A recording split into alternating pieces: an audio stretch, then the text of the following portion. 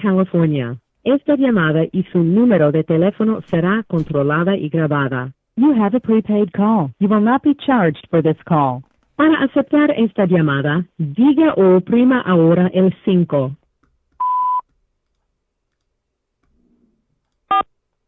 This call is now being recorded. Gracias por utilizar Global Tel Link. Hello? Hello? Yeah. Hey, Joe, how's it going today? Oh, it's going good, man. It's going good. All right, sounds good. I just wanted to give you a heads up. We are currently live. I just went ahead and pressed the button. People should be tuning in shortly. And a few moments ago, I went ahead and shared a message that one of our viewers shared with us, and they go by the name of Eastwood. It was really yeah. I think it's one of the longest messages or comments that we had put on here on one of the any of our content here, and definitely it looks like Eastwood could relate with with your situation or what you've gone through to some extent. I forwarded you that message. Did it come through on your end? Yeah. It took a while. It took about 10 minutes, but it finally came through. Okay, perfect. I was trying to kind of figure out how to break it up because it was more than because when I send you messages, it takes more. The app only accepts. We're limited. Yeah, to 2,000 characters, so I had to break it up. Yep. Yeah, and I appreciate you for sending that. And I read what Eastwood had to say,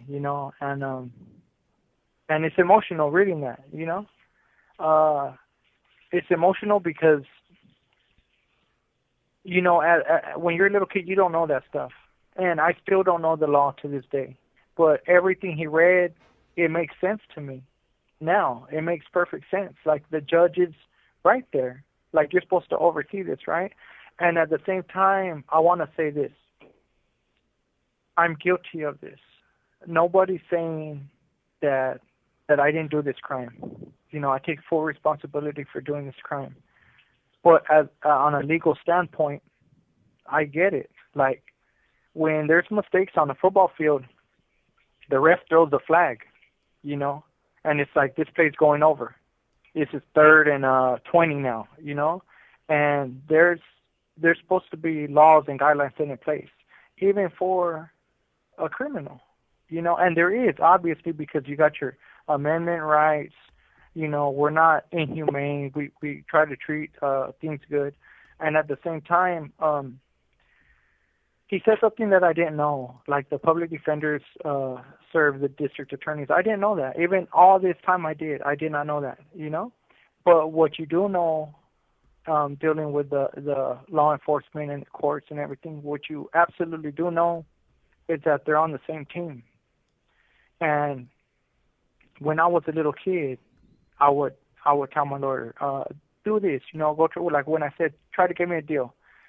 And he comes back, he's like, oh, I'm going to have lunch with him next week. And in my mind at that time, I'm blowing up because I'm like, you're going to have lunch with him. He's the enemy. Like, I was just thinking, he's the enemy. How dare you have lunch with him? He's like, well, we work together. It's my colleague. Like, we deal with so many cases. We have lunch all the time. This is not abnormal.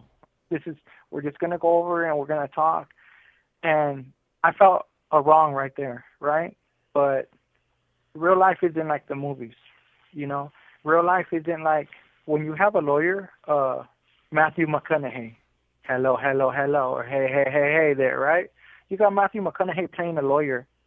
You see that kind of movie, and this is after I'm incarcerated. You see that kind of movie, you're like, man, that's a lawyer, That's somebody that'll fight for you. But in real life, there is no lawyers right there like that. In my time in the county jail, they used to say we had one lawyer. And LA is better because they have a few.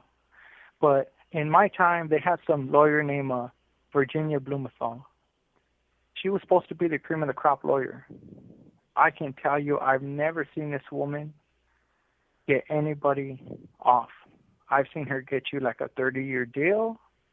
So you're paying her, I don't know how many thousands for like a multi-decade prison sentence. That's as good as we got in Riverside. That's it. That's all. I don't know if anybody else would say any other lawyer was dynamite in the 90s. I would say we were on two different planets, because that's how it was, and everybody knew they had like a 98 point something conviction rate, and me getting these hung juries and all that, that's like a fluke here in Riverside. That just don't happen, So hearing Eastwood's statements, they really touched the heart, and I wanna give him a big shout out and a happy New Year's, man. And he knows this. Sounds like he knows this inside and out, as well. And he mentioned something in there too about the Tehachapi and the weights. And I'm gonna second that. From my experience, when I came to prison, the weights were gone. So I touched prison soil in 1998. The weights are gone. And only in the county jail did I see the residue of the Arnold Schwarzeneggers, like the buff guys that you would deem a prisoner. I seen a white guy look bigger than any black guy I seen. I seen like two black guys. They look like this is like Esta llamada y su número de teléfono será controlada y grabada. These are like supernatural big people, right, in the county jail. And I only seen like 3 of them because these guys are paroling and getting violations. That's the only reason I see them. Now everyone else is like new, heading up state, right? So when I come to prison, there's no weights no more. And that residue of them picking up the weights, I guess it's still kind of there. But in time, prisoners slowly evolve to like anorexic people in prison. They don't have that muscle no more, and they don't have that weight no more. And Eastwood touched up on the subject. It was because when riots happened in, who knows how long, in the 80s, for sure in the 90s, right? You will have these weight piles going on. And I can testify to this because when I came to prison again, I seen scars. And I'll be like, what happened there? You had surgery? And, they'll be laughing at me like, fool, they threw a weight and it hit me and it ripped me off. And I'm like, how's the weight do that? And they're like, they're heavy, bro. They hit your skin rips open, You're swinging that barbell, you get hit, like people get hurt, So what I'm trying to say to the audience is that California used to have weights. But because of our the gang culture and there's no other way for me to say this but speak my truth. Like racism in prison played a large factor, right? And you might mask certain things with prison politics, like you're throwing a word in front of what it really is, right? But these riots, when they would erupt in the middle of the yard, well, this weight pile is full of the same people. So when it erupts, no matter where it erupts, in a building, and then it leaks to the yard, and then it leaks to the weight pile, when you're out there lifting weights, all these weights, they become weapons. And that's ultimately why they ended up taking the weights from us in the first place. Hey, excuse me, I know we're live, but I got to tell you guys something. We're cooking burritos over here. I don't know, my family. Esta llamada y su número de teléfono será controlada y grabada. I don't know what kind of chili he put on the grill, man, but it's just making me choke. And I apologize for that. But man, this little guy got us looking like we got sprayed up with some pepper spray or something. Hey, you got any you got any milk handy around there? We need some milk over here. No, no, I do not. But I need some water because I don't know what he's doing behind me. This fool I'm gonna share something with the audience. In every prison I've been to, nowhere gives you chilies or oranges or like pears and tomatoes in the lunches, right? But right now I'm currently at Centinela State Prison, and they give us these little fresh green chilies.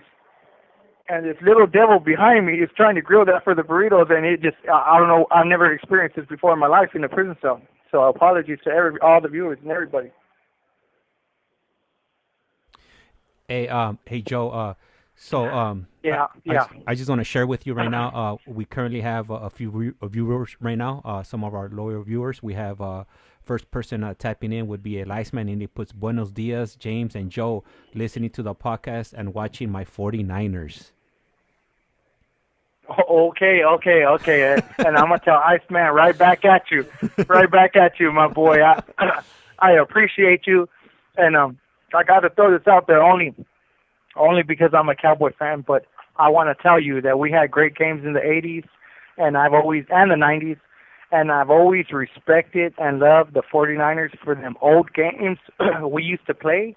And I just remember it was either us or you guys going to the Super Bowl. Now, whoever won the championship, we got the Super Bowl. And I'm a Cowboy fan, but I'm going to tell you, bro, your Niners look excellent.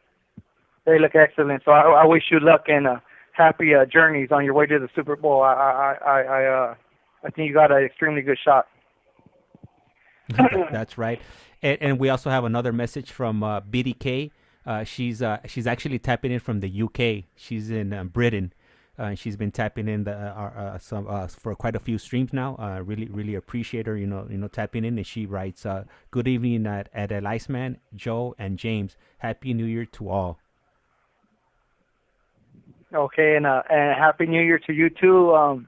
We love the UK. Let me tell you that first of all. And as a Californian, I know we're from USA, but as a Californian, we kind of place that above everything. I even say a Californian.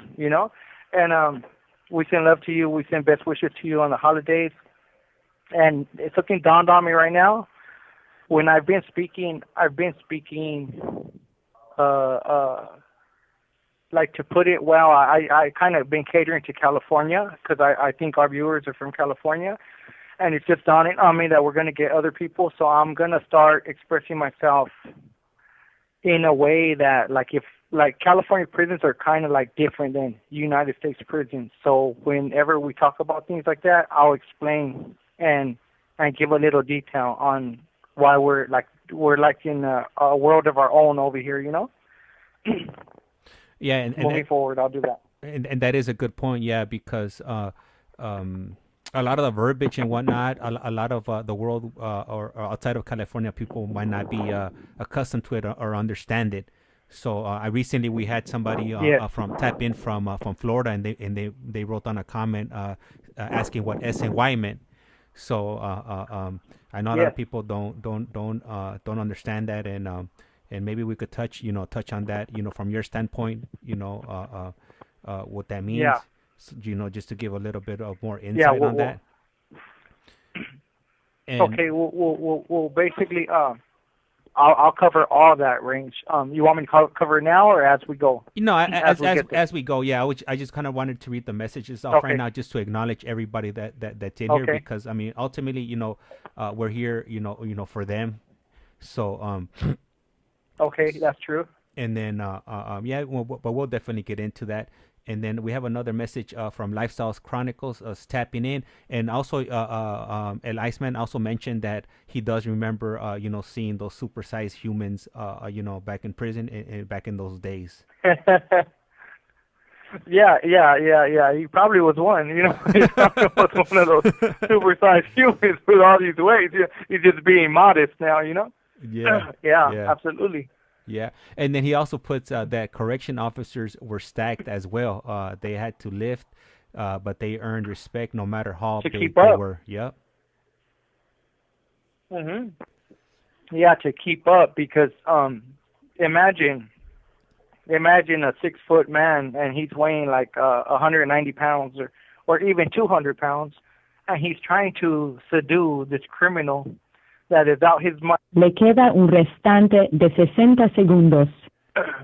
Subdue this criminal that is out his mind on the yard. And when you're committing acts of violence, you get like I'm not gonna say you blank out, but you have so much adrenaline in you, and your mindset is to hurt somebody.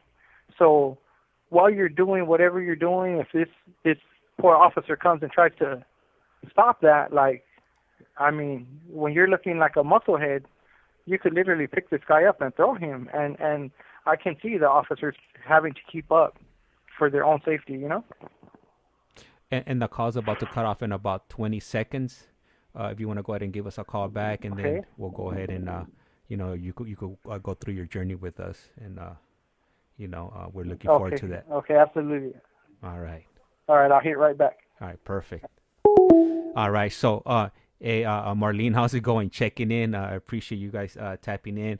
And just to give you guys a heads up, we're gonna be having David and Jesse coming on at about 4:00 or so, and they're gonna be having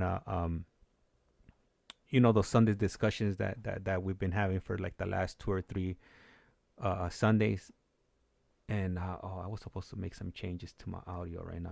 I think I'm only coming out through one speaker, so let me do that really quick before I forget again. And there we go. I should be back on mono, and should be coming out of both of your speakers, opposed to just one side. Anyhow, hopefully all of you guys are having are gonna have a great New Year's day and eve.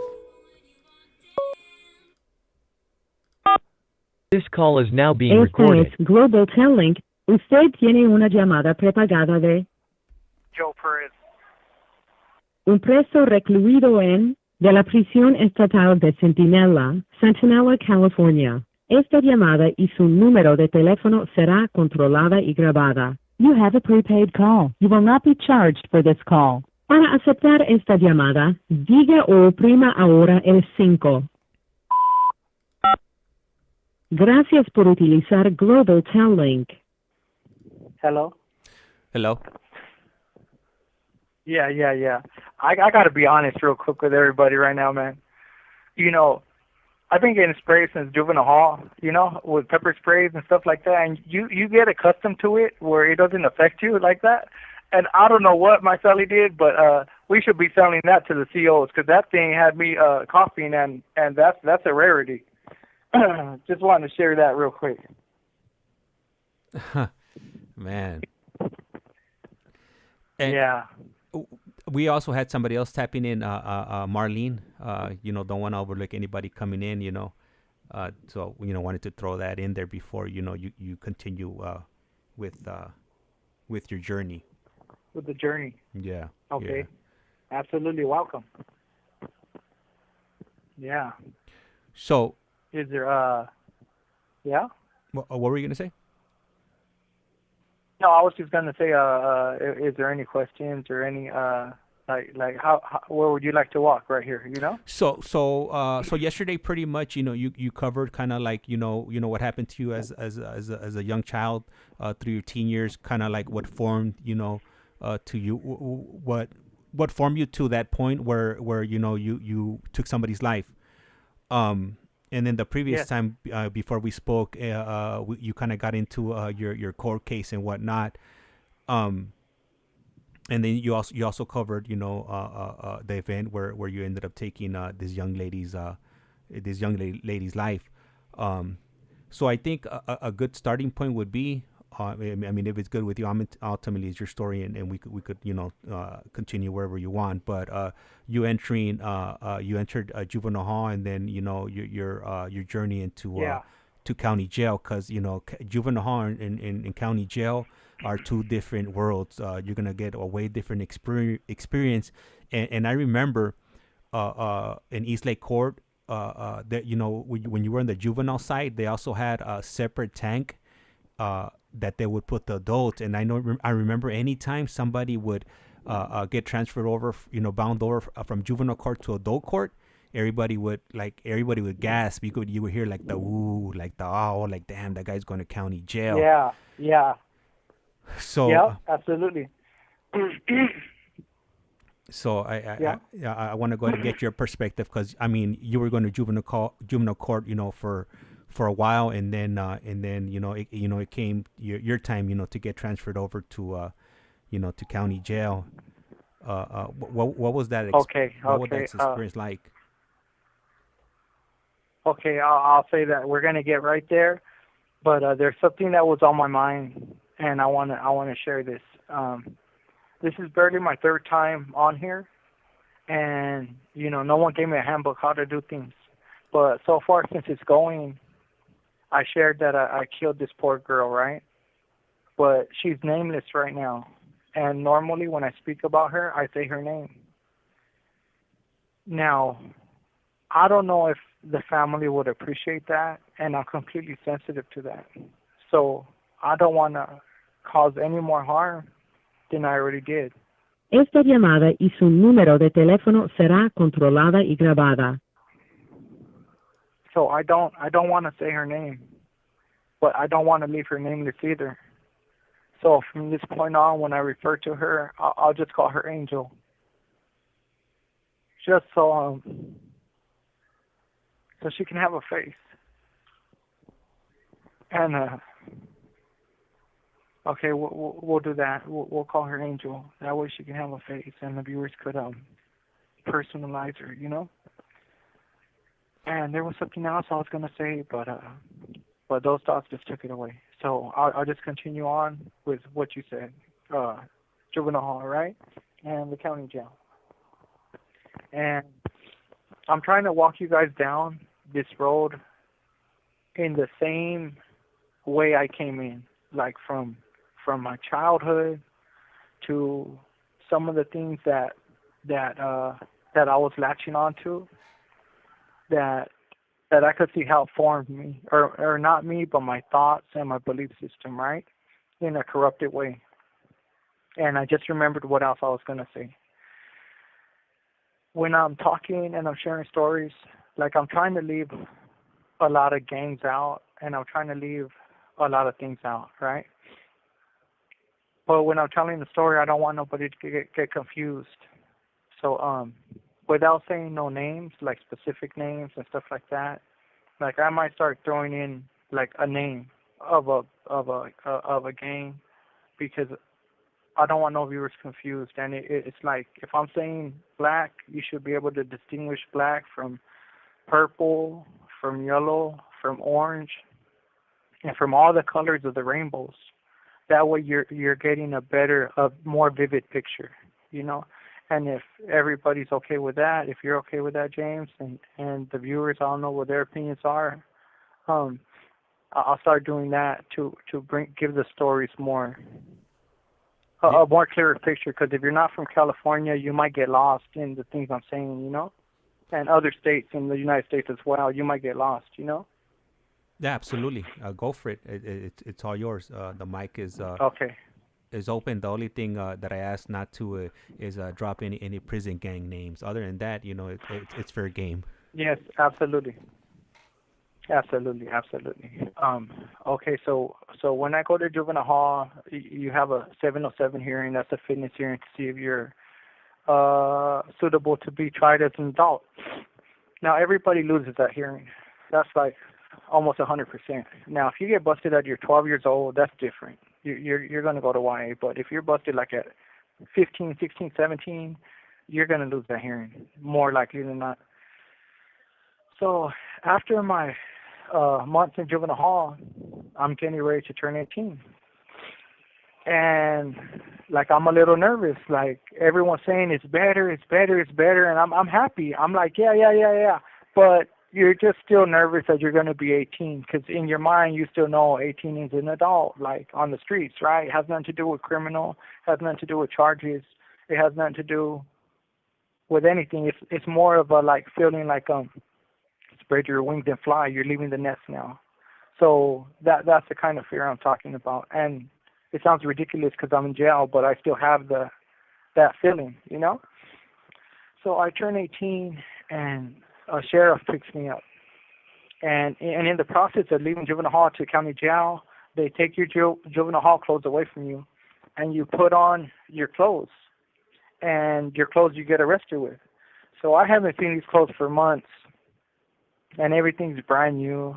And I'm like, man, you're feeling yourself. You're like, man, I look so fresh in these shoes, and man, these pants, and dang, I got busted fly. And you're thinking about the stupidest thing, but I'm thinking about it, right? I'm like, this sweater's so dope. And the cop tells me I weigh 320 pounds. So if you run from me, that's what you're going to feel crumble on your back. And I just like smile and I'm like, fool, ain't nobody running from you. Like, come on, calm down, like, relax. So he puts me in the cop car. We leave the juvenile hall facility and we're driving down the 91 freeway in Riverside going to downtown Riverside, like by Market or University or these street names, right? So we're going downtown, and I've never been in the county jail before. I've been a minor prior to all this. So it's all new to me. So when the cop car pulls into this big building, but instead of driving up, we're driving down. And I can feel like the gravity taking us down in a circle, which to me it felt like we went down probably 3 stories. And they open the door, and here I come. And before I say any more, my mom spoiled me. So I didn't eat a lot of food. I ate what I wanted to, like pizza, Mickey D's, Jack in the Box. Like I'm spoiled. So when I go to prison or when I go to juvenile hall, I lose weight because they're feeding food that I'm like, I'm so stubborn, I'm not eating. I'm like, no, I'm not gonna eat that. You better put a chocolate cake on my tray, or I'm not eating. So when I go to the county jail, I'm very skinny, right? And I'm very pale because you don't go outside. Esta llamada y su número de teléfono será controlada y grabada. You're not a kid that's playing in the sun all the time no more in juvenile hall. So you come out like an hour a day, and you got like 22 and a half hours lockdown. This is in juvenile hall. I should have mentioned this in the beginning. When you get busted for a big crime, you're like in solitary confinement the whole time you're there. And usually when you're in solitary confinement in prison, it's because you stabbed somebody. You got caught with a knife. You assaulted staff. Like, you got in a fight. You got in a riot. It's something big that takes you to solitary confinement. Now, in juvenile hall, you don't have to commit no act in custody for them to put you in solitary confinement. The murder case itself, they put me in solitary confinement. And for those months I'm in the county jail, you're leaving the cell very few times a day. And one of them is to shower, and that shower is a 60-second shower.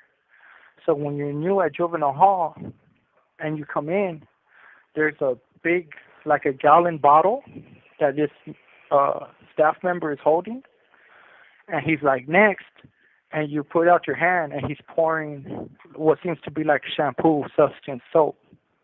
And then the other guy's like, get out the shower, and the inmate's walking out, and you're next. And you got 60 seconds to wet your whole body and do whatever you do with this little shampoo soap that's in your hand. And you come out, and you're drying yourself off, and it's like a line going in a circle, about 20 inmates, 20 juvenile offenders, right? So back to when we pull up to the building and we go downstairs and I'm walking in. I'm walking in, and this cop, the sheriff, the big guy, he's taking me in, and I could see like 8 other cops. I don't know if they're sheriffs or regular officers, but they're police officers. They're in a room, and then he uncuffs me and puts me to like a counter. And in this counter, there's a short cop. I want to say he's like 5'4". He's a white gentleman. He's bald. He has glasses. He's about in his 30s, maybe 34, around there. And there's an extremely young officer next to him. And the young officer is taller, skinnier. And when the big cop takes me in, these 2 officers, as I'm walking up to them, I'm not even at the desk yet, the little cop goes, where'd you get this fucking tweaker? And when he says it, I can't help but laugh because I know I'm pale and I know I'm underweight. And here's another aspect. When you go to juvenile hall and you get in a fight so many months to the haircut, they don't give you a haircut. So when I go to the county jail, I got like an afro. Like, my hair's probably like 6 months out. Or if it's not, it feels like it. It's like 4 months long in every direction. And I start laughing because I'm like, oh, this fool sees how I'm dressed, and he pictures like this rich boy kid, and he probably thinks I'm white because I'm pale, I'm light-skinned. And I just thought it was funny that he thinks like I'm Macaulay Culkin walking in all tweaker like cracked out, you know. And I thought it was amusing, so I started laughing, and that's it. But this cop, I didn't know this was one of the bully cops, you know.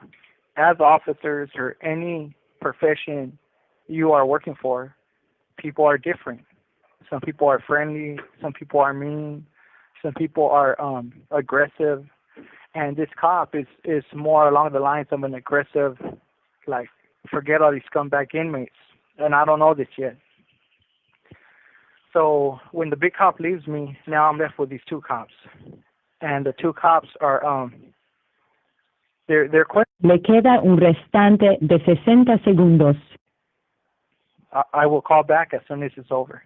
The two cops are questioning me, and at this point in time in my life, like, I'm just getting busted. So the mentality is like, screw government, screw cops, forget this pig. Like, fool, I'm not gonna answer none of your questions. So he's like, what gang you from? And I just look at him like, fool, miss me with that. And what I'm trying to say is, like, don't ask me that question. And then he's like, where'd you grow up? Who are you? What you busted with? And I start smirking because this fool's trying to get information out of me that I'm not willing to give. You got your computer. Do your job. Look me up. That's what you're going to find out. Like, I'm not telling you what I'm here for. And they start just picking on me. It goes to that. And then I'm smirking at a lot of it. It's like my defense system. It's just to laugh and smirk. And he's like, All right, so he should be calling us back shortly, and he'll go ahead and continue with his journey through the county system and eventually, you know, the prison system. So just go ahead and sit tight, and he'll go ahead and get into that.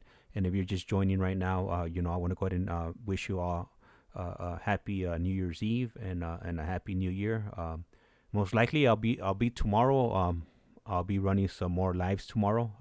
I don't think we have anything planned. My wife just mentioned to me, she was like, you should just get on some calls tomorrow because pretty much everything's going to be closed tomorrow and we're not going to do anything. So I'm going to double check with the fellas and check who's interested in jumping on. And, you know, I'll give them maybe like an hour or two of you know, jumping on. Or maybe I'm thinking about maybe just having a bunch of people call in and then we could just do it like that.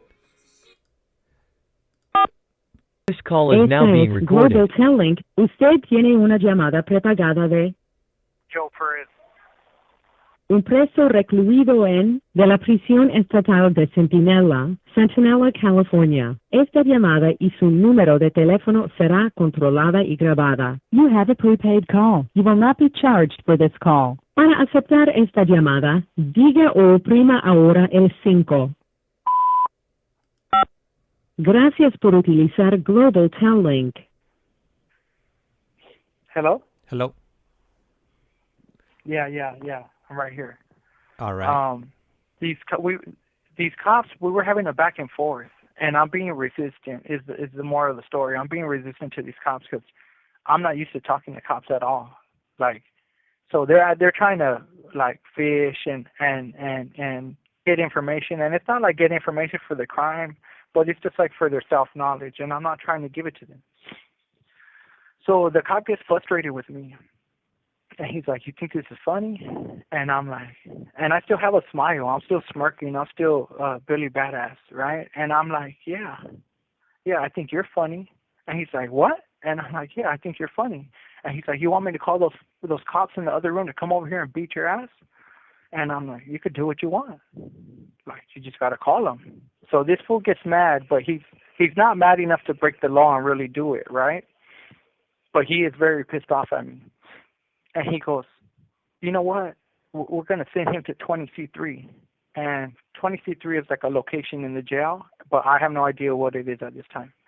But I still remember him saying it. We're going to send him to 20C3. And the little cop, the fresh one, the young one that I could tell is like a rookie, he's like, we can't send him there. And he's like, yeah, you're right. We can't send him there because he's so stupid. they'll call him to the bars and cut his face open. And when he said that, I can't help but laugh again because I think it's funny. I'm like, stupid. Like, who's this fool think he's trying to play? And he's like, oh, for real? You want to go down there? And the other cop goes, they'll rape him. And I find this amusing that he said they'll rape me because I was like, in my mind, that don't happen in prison or in jail, right? So I'm like, stupid cops. And then they go, the mean cop. Esta llamada y su número de teléfono será controlada y grabada. The mean cop, the little one, he goes, no, we'll just PC him up. And I didn't know what PC him up meant at the time. But I know on the streets, as far as juveniles, we talked before. And we did not know what it meant either on the streets. But we knew, hey, if you get busted, don't PC up. Like, that was like a terminology we would say on the streets. We had no idea what it meant. So what it means for the record, for the viewers, it means protective custody, right? But I don't know this at the time. But I know it's a no-no. That's what I do know as a youth offender walking into the county for the first day. So when he says that, he gets the first reaction out of me. And I'm like, fuck no. And I used to talk with, the way I talk now is not the way I talked as a kid. Every other word was F this, F that, you know, mother effer. Like I used to always, my vocabulary was very weak and limited. And I talked like a belligerent, ignorant little kid, you know? So I'm like, F that and F you, and you're not doing that to me. And he's like, oh, you're a tough guy. And I'm like, yeah, fool. Yeah, I am. And he's like, okay, we're going to send you there. And I'm like, well, good luck for them. And he's like, oh, this fool. So they put me in my first holding tank. I pick up the phone don't work. So I'm in there alone. And a couple hours go by, and then they put me in another holding tank. And again, I'm in there alone, and the phone don't work. Couple hours go by, and then they take me to a holding tank where everybody is at. And I walk in, and there's like, you know, I'm in this room. I look at it like I'm the only young one, because these guys got beards. There's some gentleman with like long hair, like my hair, and I'm coming in with an afro, right? And they're sleeping on the bunks. Well, it's not even a bunk. This has no bunks in it. It's like a sit down place, right? It's like a seat, but long ways. And they have the toilet paper, and they're asleep on the toilet paper, using the toilet paper like a pillow. And I don't even think to pick up the phone because the other two phones didn't work. And then someone picks up the phone, and they use it, and I'm tripping out. Like, that phone works? And they're like, yeah. And it's free. And when he gets off, I get on, and I'm dialing numbers. But I've been in juvenile hall so long, I don't know nobody's number. So I dial, and I finally get through to a number. And I'm like, what's up? And I was so naive at this time. It was a girl I knew. And she's like, want me to put money on your books? And I'm like, nah, fool. Like, what are you talking about? I don't got no books. I just came to the county. And she thought that was the cutest thing ever. And she was like, this fool's crazy. She was like, it's a form of putting money on your account. And I'm like, oh, yeah. I don't know how to spend it, but go for it. Long story short, we leave this tank hours later. And they make us bed rolls. And these bed rolls, at least in my county jail, it is a white box, maybe 8x8 box or something, 9x9 box, something like that. And it has a blanket and a sheet and soap and a toothpaste or a little comb, stuff like that, little things like that. And they're calling you out, and they call you out by your last name, and then you get your box. And we're all in a single file line. And in my mind, we're underground because that's the way the car went. So it's probably about 15 of us, 20 of us walking in a single file line straight. And they're like, you know, this last name, that last name. And two guys will go, and the cop will stop, and they'll walk them over, and they'll put them in where they're going to house them, where they're going to keep those inmates, a housing location. And as we're going down the line, this train of inmates, 15 or 20, is getting smaller and smaller. And now we're taking elevators. And now I'm really confused. I don't know where I'm at. Elevators are going up, elevators are going down, and we're just following the line. And then it's three of us. It's me and two white gentlemen in front of me. And we're walking down a long hallway, and we dropped everybody off. We're just like the last three. And then we turn the corner and we turn right. And in the facility right now, I have no idea where we're at. But the officer says, wait here. And he's going to go to an office, to other officers, to talk to them, saying, hey, I'm dropping these three guys off. This one's here, that one's there, that one's there, right? So when that officer leaves us, these two white gentlemen that are older, in their 20s, they look at each other, and they're like, where are you going? And the guy tells them, oh, I'm going to 18C1. And 18C1 at this time, this is the old county jail. At 18C1 is an all-white tank, which means there is all white inmates in there. There is no Mexican inmate in there, no black inmate in there, right? It's all white boys. So he turns to the other guy, and he's telling him, hey, where are you going? And he's like, oh, I'm going to 20C2. And 20C2, again, it's an all-white tank. There is no Mexicans, no blacks. It's just all white guys, right? And they both look to me, and they're both excited because they're finally going to get housed. And they look to me, and they're like, where are you going? And I go, I'm going to 20C3. And I'm all happy. And these fools give me a look of death. And only then did my face, like, everything started hitting all at once. The way we were going back and forth with the cops, they'll rape you in there, or they'll cut your face open. And I'm like, oh, shit, these fools weren't lying, right? So these white guys tell me, oh, man, like, good luck, bro. And I'm like, oh, man, these cops really did me in, right? So now my heart starts going fast, and I'm panicking, and I'm like, shit.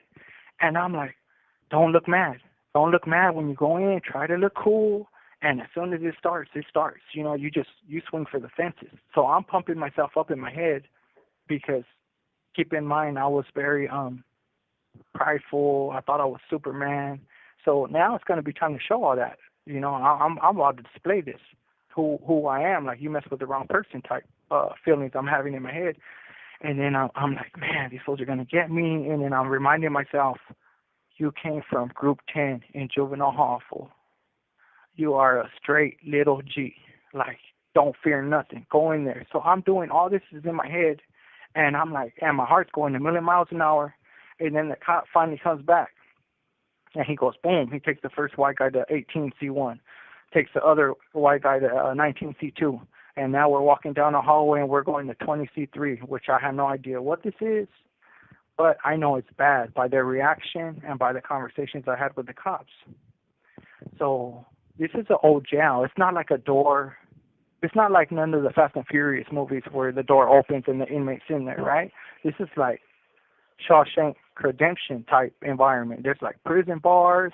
They have to open like a door, unwind it. The prison bars are like clack, clack, clack, clack, clack, cling. Clack, clack, clack, clack, clack, cling. It's like you got to open like 3 sets of doors before I can even go in with other inmates. So the cop tells me, stand right there, and you're going to go through the first set of doors. I'm like, all right. And keep in mind, my head, everything's ready. I'm like, you swing as hard as you can, and you give these fools black eyes, busted lips. You're going to do everything right now. And you're going to turn into Jet Li and Jackie Chan right now in this room full of men. And I go in the first cages. And then he opens the door, and I go in, and the door opens, and he's like, well, get in there. You know, like, go in. And I'm like, okay. And then I walk in, and I'm just, in my mind, I'm just waiting for everyone to attack me because these fools made it sound barbaric.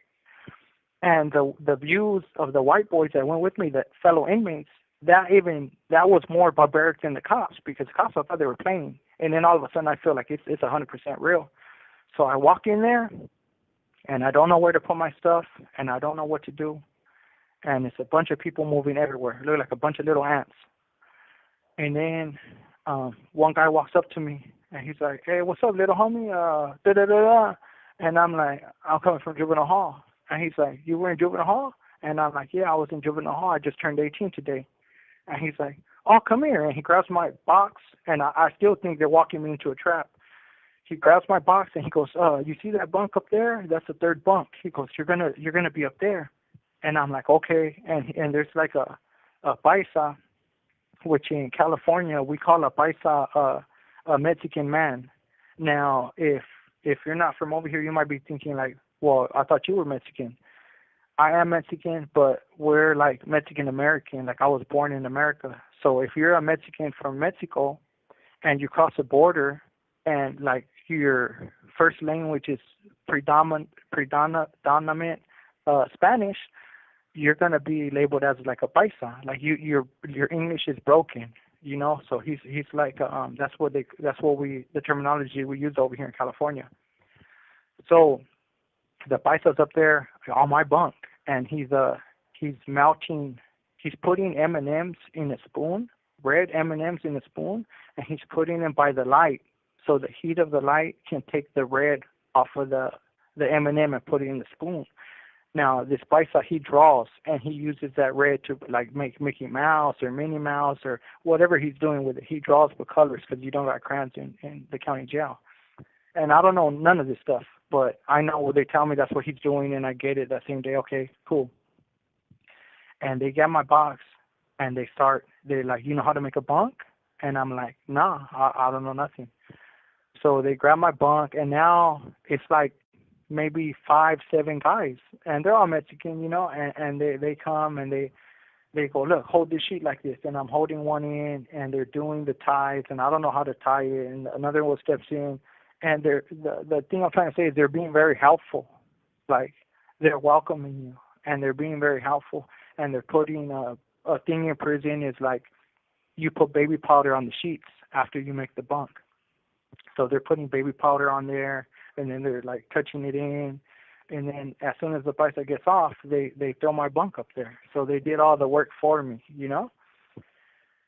The day seems fine. It seems like okay, this is not so bad, but I'm still on guard, and I have to calm my heart down because I was ready to get in the gladiator ring with I don't even know the gladiator's name right now, Russell Crowe. You know, I'm ready to go in there with him, and I calm my heart down, and I'm calming down. I'm like, oh, this place ain't so bad. And within an hour, I completely forget what those cops said. You know, I completely forget what the white boys, the look they gave at me, and I'm kind of chill. I'm like, oh, I fit in cool right here. Like, everyone's doing this. Le queda un restante de 60 segundos. And they're playing dominoes. They're slapping dominoes. They're doing all these things, right? And it gets later into the evening. And it gets around 11 o'clock, and my eyes cannot stay open. And everyone's up. Everybody is lit right here. Everybody's like, nobody looks like they're going to go to sleep. And I finally tell the homie, and I'm like, hey, man, I don't think I can hang, bro. Like I think I'm going to go to sleep. Is that okay? And he's like, yeah, it's okay. Like, you can go to sleep whenever you want. Like, I go, when's everyone go to sleep? He's like, oh, it don't work like that right here. Like, you can stay up all you want. Anybody could do what they want right here. And I'm like, so nobody's going to get mad? I'm going to sleep. He's like, no. I go, okay, I'll see you in the morning. I'm out. And Esta llamada y su número de teléfono será controlada y grabada. That was it. I'm going to... Do we got a couple seconds left on this one? Yeah, no, we don't. So man, this is definitely getting interesting. I'm really I'm visualizing like this whole thing, you know, him walking into the cell and them helping him out, you know, with setting up his bunk because you know, I remember my first time, I remember the first few times that I hit county jail. No Snickers bar. And yeah, I can definitely, you know, remember, you know, times like that when you would be walking into a dorm or into a cell and then everybody would come, you know, somebody would come grab your mattress, somebody would grab your bedroll, and they would say, you know, help you out, you know, setting everything up because they knew you were young and probably inexperienced and whatnot. So I can definitely relate to that part. This call is now being recorded. Global Talent. Usted tiene una llamada prepagada de Joe Perez.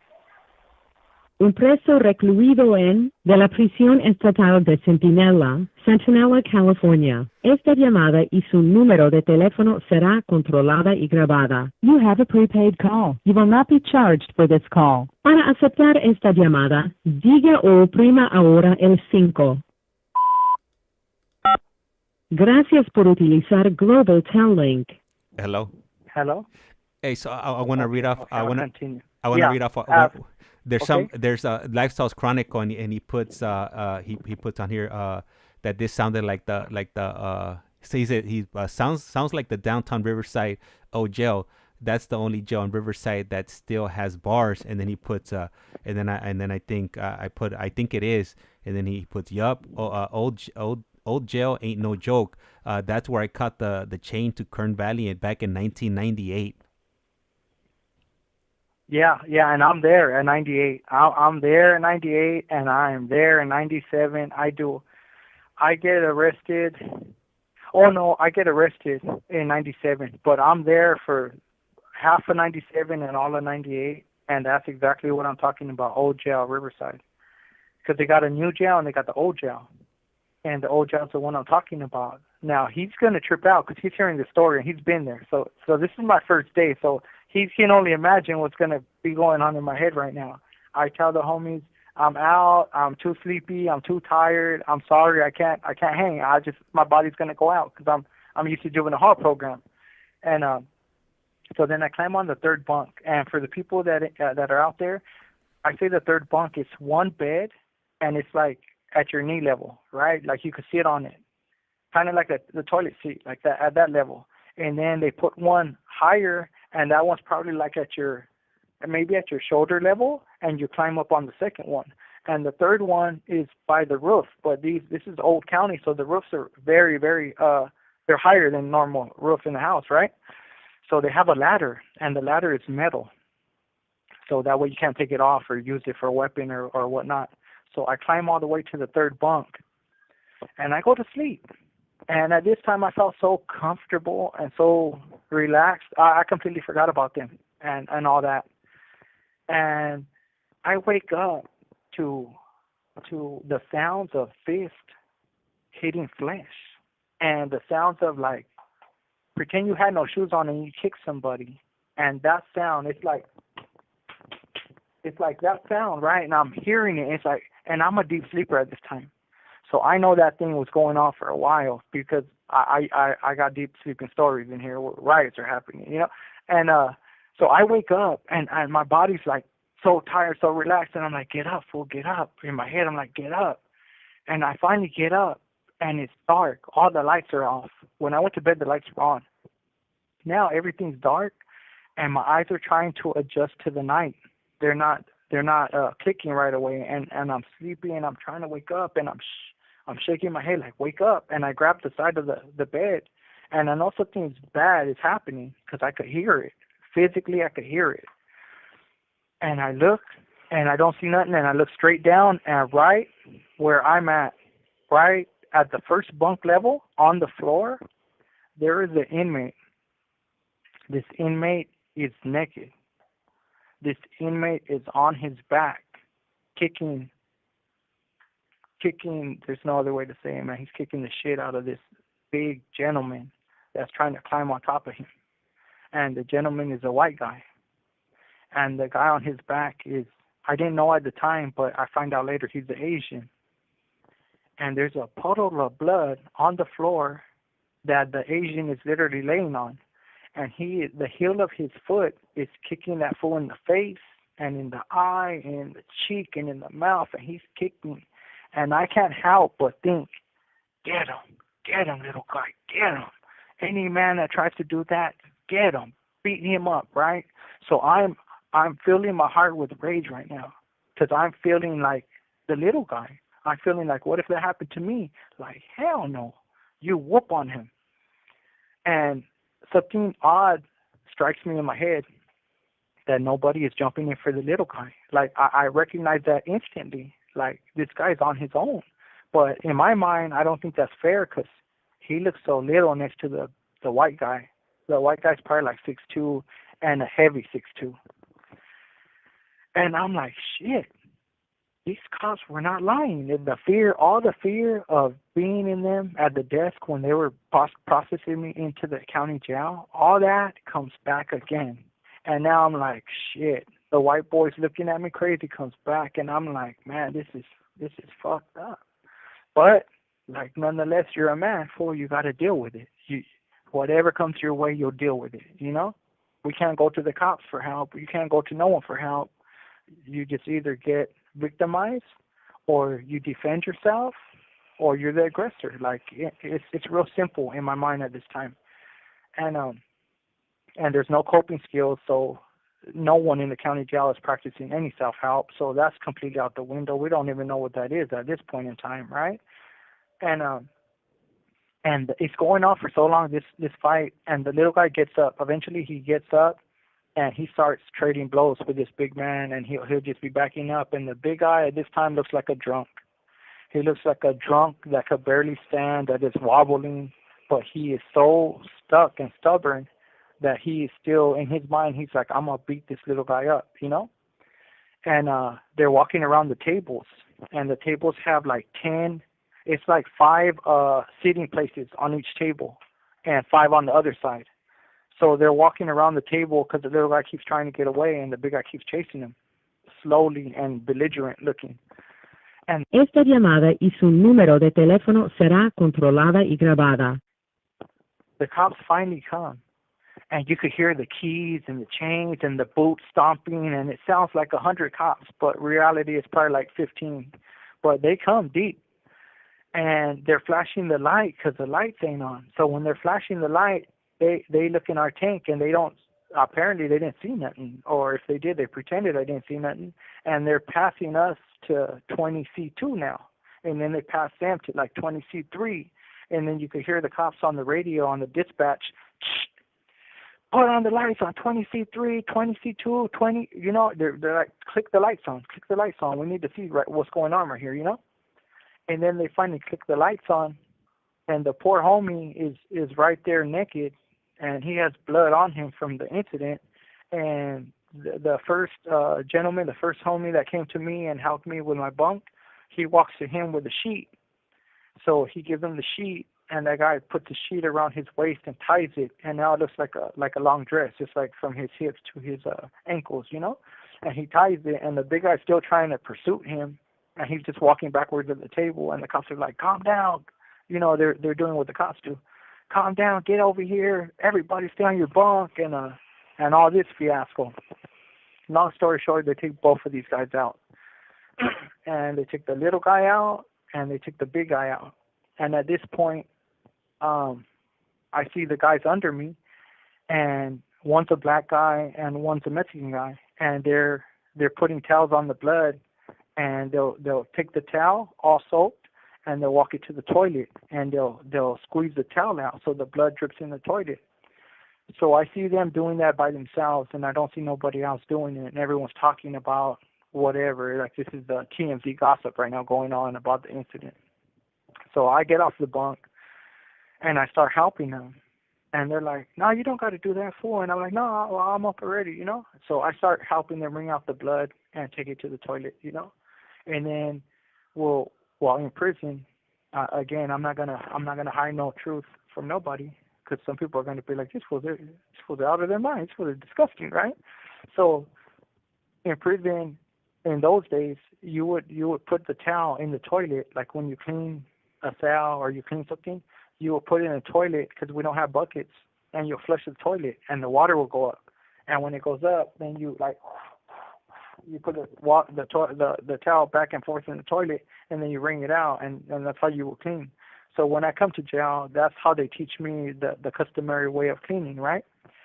So we're doing that with the red towels. We're putting them in the toilet, and this is after you wring them out because the blood's still in them. So you're putting them in the toilet and you're flushing, and then you're trying to like really wash all the blood out, you know? And it's not going to come out completely, but this is the way we're doing it this night, you know? And we go back to the concrete, and now we're wiping everything down, and the table and the seats and all that. Long story short, we clean up. Guess what, guys? I'm sleepy again. I'm out. Boom. I wake up in the morning. And when I wake up in the morning, there's breakfast and all that stuff. And we get through that part, and it's like 10 o'clock now. We've been up for a while. And I tell the homie that helped me with the bunk, the homie that gave him the sheet so he could cover, I'm like, man, fool, that was crazy last night. And he's like, yeah. And I'm like, yeah, that fool, anybody try to rape me, I'll fuck him. I'll beat him to death. I'm on some other stuff, right? And the homie looks at me and he's like, wait, hold up, what? And I'm like, yeah, fool. Like, if anybody tries to rape me, fool, like, that fool better be fighting for his life because I'm going. And he's like, wait up, little homie. This is the older Mexican dude. This is one of my peers. I'm 18. He's about 25 years old. He goes, wait, little homie. Why would you think someone's going to rape you? And I'm like, I'm looking at this fool like, are you stupid? And I tell him, fool, come on, fool. Like, that fool tried to rape that little dude yesterday. What the hell's wrong with you? And he's like, he can't get it in his head why I'm saying this. So he's like, again, why would you think that, though? Like, why would you even think that? And I'm like, okay, fool, you're trying to play me right now. But why I would think it, to answer your question, is this. I wake up at 2 in the morning, 2:30 in the morning. I look down, this fool's naked on his back. This white man's trying to jump on him. There's blood all over. What the hell you want me to think? And I go, and on top of that, the cops told me. And he's like, what the cops tell you? I give him the whole rundown. Cops said they're going to slice your face open and rape you. 23. This fool starts laughing at me. He's like, is it the little cop with glasses and he's bald? And I'm like, yeah, how you know? He's like, fool, don't believe him. Like, that fool was just trying to lie to you. Da-da-da. And I'm like, well, that's what I thought. But then I come here and see this. I don't know what's cracking. Like I believe he's true now. So the homie tells me, I go, why'd they fight then? And the homie tells me, because the white guy sex played the homie. Now, keep in mind, this is my first day in jail. I don't know what the word sex play means. So as soon as she says that, I'm like, see, I told you that fool tried to rape him. He tried to sex play him. I don't know what this word means. But for the viewers that obviously have never been to jail, you know, a portion. Esta llamada y su número de teléfono será controlada y grabada. The word sex play, the definition of sex play, well, I guess you guys probably will know it too out there. You know, I don't know, but I'll just still say it. It's like, say you got a boy and he's of the same sex or whatever, right? And you guys are like best friends type shit. And you're like, damn, fool, you need to stop eating. Your ass is growing. Or like, you just say some retarded stuff, you know, sexually. Like it's a sexual joke, you know? And I didn't know this at this time. And it took me like about 4 months to figure out what sex play meant after this. But long story short, he did not try to rape him that night. He said something he shouldn't have. And the little guy told him, hey, I don't know you like that. And you're going to apologize. And the big guy, as big as he was, he felt he could whoop on him. So he said, I'm not apologizing for this or nothing. And they started fighting. And he ended up naked because when the little guy knocked him to the ground, when the guy stumbled to his knee, most of the time, this is important. Most of the time, we're just wearing boxers in prison. And in the county jail, right? So you're just out there in your boxers. It's like a man at home or something. So when he stumbled to his knee, he went down, but his hands had grabbed his boxers, and this is a heavy-set dude, so them little boxers just ripped off him, and he just stepped out of them and kept fighting. But I did not know this happened like that, and in my mind, I woke up to what I thought was a rape incident, you know? And at this time, the cops don't do, like in custody, like out on the streets, this probably would have been an assault, and people would have went to jail and all that. But in custody, the cops are more lenient with crime, so they just take the guys out, and in the Old County jail, they will bring the winner of the fight back. So if you were the loser, you get moved. But if you were the winner, you come back to the tank. I didn't know this at this time, but I started... Le queda un restante de 60 segundos. As you go, you start realizing that, and I don't think that's an appropriate response either, because it's a reward system. It's telling the inmates in general, if you're the winner, you won't be punished and be moved. We'll respect you for being the winner, and we'll leave you here. And in that, doing that, I can only say that contributes to this cycle of violence that we live. And I'm going to call right back. I'll call right back right now. Okay, perfect. Man, he really had me on that one. I was like, man, I knew it. I knew people get raped in county jail and in prison. Man, I was wrong. But yeah, definitely, man, man, I definitely had the fear in me when he said that he woke up and he saw the, that big dude, what he thought he was trying to climb on top of him, really had me there. And I've never seen anything like that happen in county jail or in the halls or in camp. So that's the only insight I got. I've heard stories. I've never. Oh no, you know what? I'm lying. My friend, he knew a dude that got raped in county. He ended up suing them, and he ended up getting paid. I don't know how much, but shit, man, screw that. I'll keep my cakes. I prefer to keep my cakes than get a settlement. Screw that. Yeah, but that dude, yeah, he did. He got.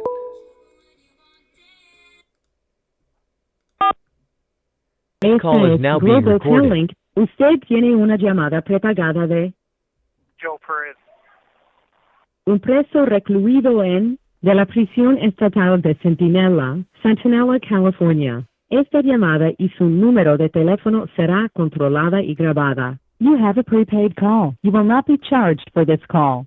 Para aceptar esta llamada, diga o oprima ahora el 5. Gracias por utilizar Global Tel Link. Man, Joe, Okay. man, you really had us. We were, man. Right now they put a message on here. Biddy K, I was on the edge of my seat, and then Marlene put damn plot twist, and man, my heart was racing when you told me that the little guy was, on his back or on, I don't know how, and the other dude was, you thought that he was trying to climb on top, and I was like, oh man, I knew it. I knew this stuff happened in county jail, man, in prison. Yeah. I was like, oh no, it's all bad. Yeah, I didn't know the reality that it wasn't happening, right? But this turns into my boy right here. The dude that was on his back, he turns into my boy. And I'm gonna say this for the viewers outside of California because they probably wouldn't have ever pictured this. This is an Asian. Now he is from an Asian gang on the streets, right? And through the county jail, like he don't have no Asian counterparts, and he's Filipino. So Filipinos, they pick up on Spanish ASAP because we kind of share the same language. It's just little different, but we do the R's like the same. We do a lot of the same sounds and pronunciations, right? And I didn't know this till I met this man. And this man, he helped me start working out because I was little and I wanted to be bigger so I could protect myself, obviously, when I'm fighting, right? And I thought I was real small. And he was a great help to me, a great peer in a negative environment, And he was like a leader in that tank. He had been there 2.5 years, and the homies had like adopted him. So he would be like, "Oh, I'm a Southerner," and I would be like, "That's right, Sonny," And but we would always tell him, "Well, what are you gonna run when you go to prison? Like, cause he's Asian, so are you gonna run with the Asians or are you gonna stay with us? Like, how you been, And he's like, "Nah, I'm a Southerner." And we'll be like, "Man, no, he's not. He's gonna turn to an Asian, Because it's only right. That's he's a Filipino, And we knew prison politics, like they're different. They don't have to be the same as county. County's more lenient. No one's pressing the line like that, right? And my boy Sonny, if any of you guys got your Googles on, my boy Sonny got death penalty. He ended up doing the crime. You guys can find out on Google, but he ended up getting accused of murdering not a celebrity but a famous person. Sonny, what's the word I'm looking for, James? Like when they accuse you of something, like allegations. Is that the word or? Allegations, yeah. When they Tony, accuse what's allegedly? Oh, allegedly. That's the word I'm looking for. So allegedly, Sonny, and we're like years later. Sonny has to be in like 30 years down already, right? And they just let all the guys out from death penalty, and now they're wandering the lines again, right? But that's new. But for all these years he did on death. Esta llamada y su número de teléfono será controlada y grabada. He did on death row in San Quentin, right? But right here we're in the county jail. So allegedly, he got into an altercation with a group of individuals, right? And one of them used to come out in Boys in the Hood, and he allegedly he took that guy's life, you know. And the he used to come out on MTV all the time when we were in the county. They would always show his face on MTV, and they'll be like, the accused murder of, and I don't know the gentleman's name that passed away, but I know he was with Ice Cube and Boys in the Hood when Boys in the Hood they kill Ricky and all that, right? And that you know, just to give some depth on the story, you know. Yeah. Thank you. I appreciate that. I'm gonna have to definitely look that up. I didn't catch. What was his name? Oh, his name's Sonny Araka. Sonny Araka. Okay, I'll go ahead and look that up. Yeah, he's a Filipino, and he was such a huge you know, because in a negative environment, not everyone is negative, you know, and he knows that you have to be violent to a certain degree in prison or in the county, right? But he tried to really guide me right, and through the chaos of this sport belief system, you know? Like, he was like, look, fool, you got to learn how to play chess where you're going. And I'll be like, why? And he goes, because you're not getting out, you know? And I'll be like, all right. And he taught me how to play some game in here we call pinochle. It's like most people play spades. Well, pinochle is like spades on steroids or something, you know? And he taught me how to play it. And he's like, where you're going, you're going to need to know how to play these two games because that's what they play. And I'm like, all right. So he gave me a lot of my schooling early on in custody. And it wasn't schooling to be scandalous because when you come in here, there's like multiple layers of people that come to prison. I'm talking about when you have to live years in prison, right? Not in the county jail no more. And some people are scandalous and they want to hurt people. And if those people get in positions of power, that's exactly what they do. They're scandalous and they hurt people. And then there's other people that are cool and they want to help people. Well, Sonny was one of those. They're cool and want to help people, you know. And in the pot of criminals, there's people that have addictions and they're not addressed, and we look at them as normal in here. And they'll spend 10, 20 years for that addiction. And that's all they care about. They don't care about hurting people. They don't care about saving people. They care about satisfying their own addiction. So there's a lot of different people in jail that you could categorize differently, you know? And Sonny was one of the good guys, man.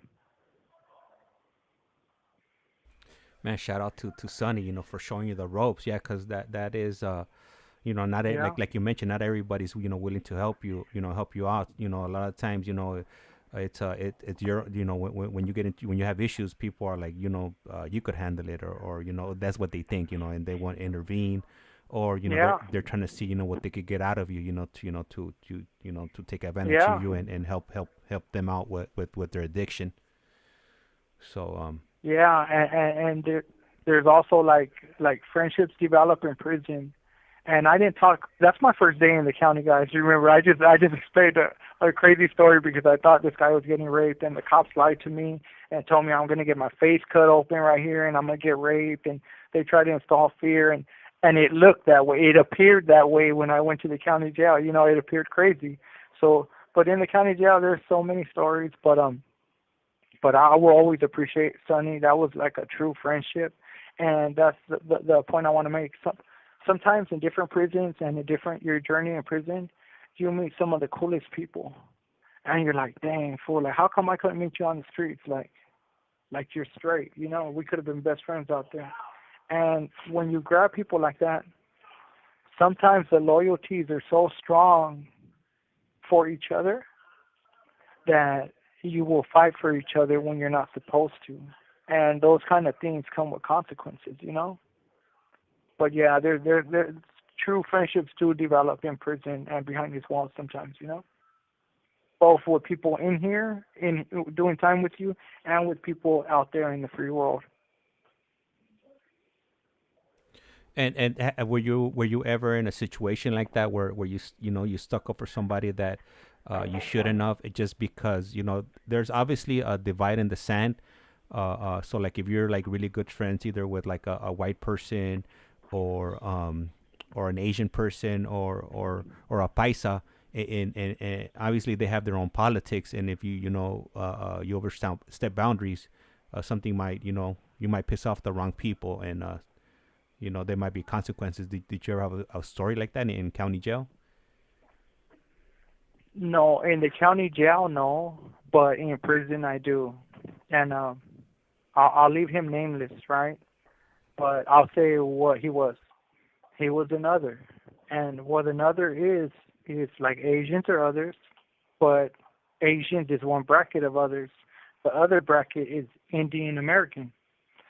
So if you're from a tribe or reservation, like if you're running Indian in prison, because some run Southerner, but if you're running Indian, then you're in this category of others.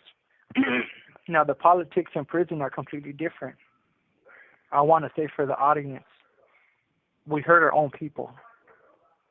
And the philosophy behind that is, I won't let you hurt a Mexican on this yard.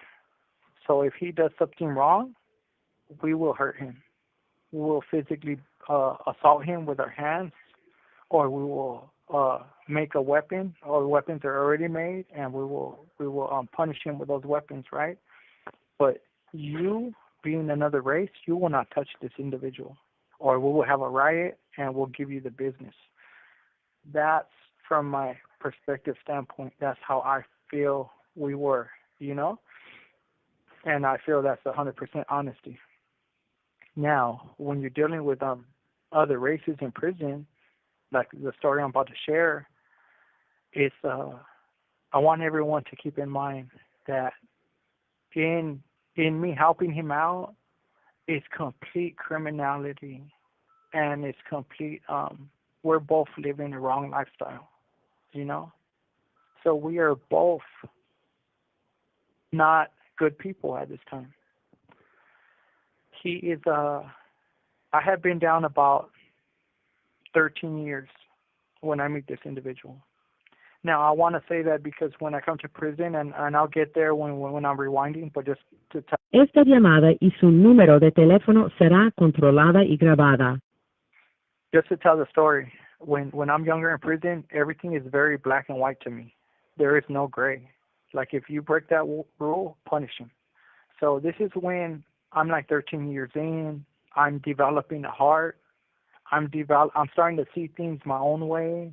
I'm coming into my manhood. I'm like, it's not always black and white like that. Like there's a whole big gray area in the middle, and shades within that gray. So this is the kind of individual I am at this point in time. 13 years in, I feel like I'm seasoned with prison already.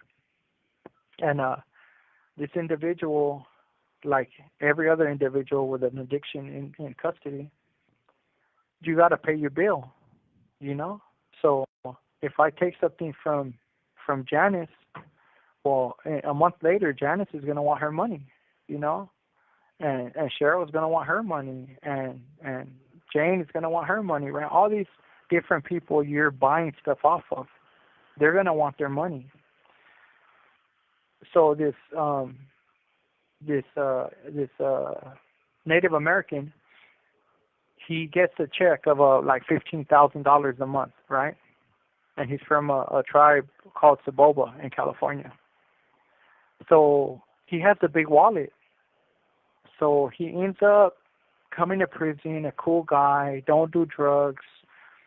And like so many people, he falls victim to an addiction because he moves his cousin from the reservation, and his cousin is like, he's going hard in the paint with these drugs, man. He's like, he don't sniff them. He's at the point where he puts stuff in a spoon, draws it up, and puts it in his arm. And eventually, he gets his innocent cousin to start doing this, And it all starts the same way. Like, you put it in a spoon, and like, I'm not going to put that in my arm. So you tilt your head back and you put it up your nose, right? And we call that like a cadito. And that he's dripping. That little drip goes behind your nose, and he's feeling it, and he gets addicted to this lifestyle. But it gets worse because eventually you evolve. Like the little criminal I evolved in my criminality till I got to the point where I ended up taking this beautiful woman's life, Angel, as we're going to refer to her from this point on. So now Le queda un restante de 60 segundos.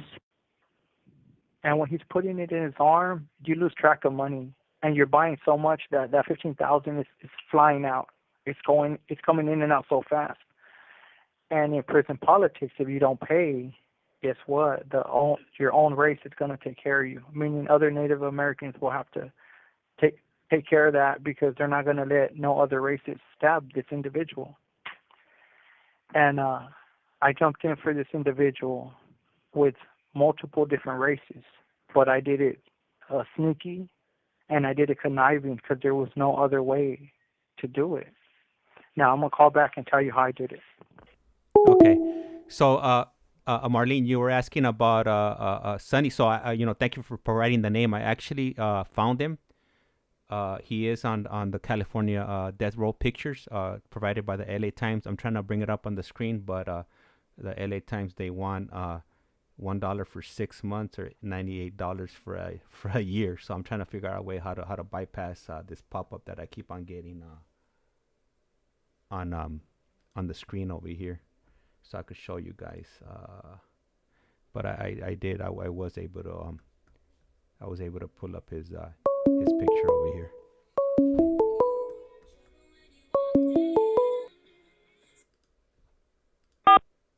This call is now being recorded. Global Tel-Link. Usted tiene una llamada prepagada de Joe Perez. Un preso recluido de la prisión estatal de Centinela, California. Esta llamada y su número de teléfono será controlada y grabada. You have a prepaid call. You will not be charged for this call. Para aceptar esta llamada, diga o oprima ahora el 5. Gracias por utilizar Global Tel-Link. Hello? Hello.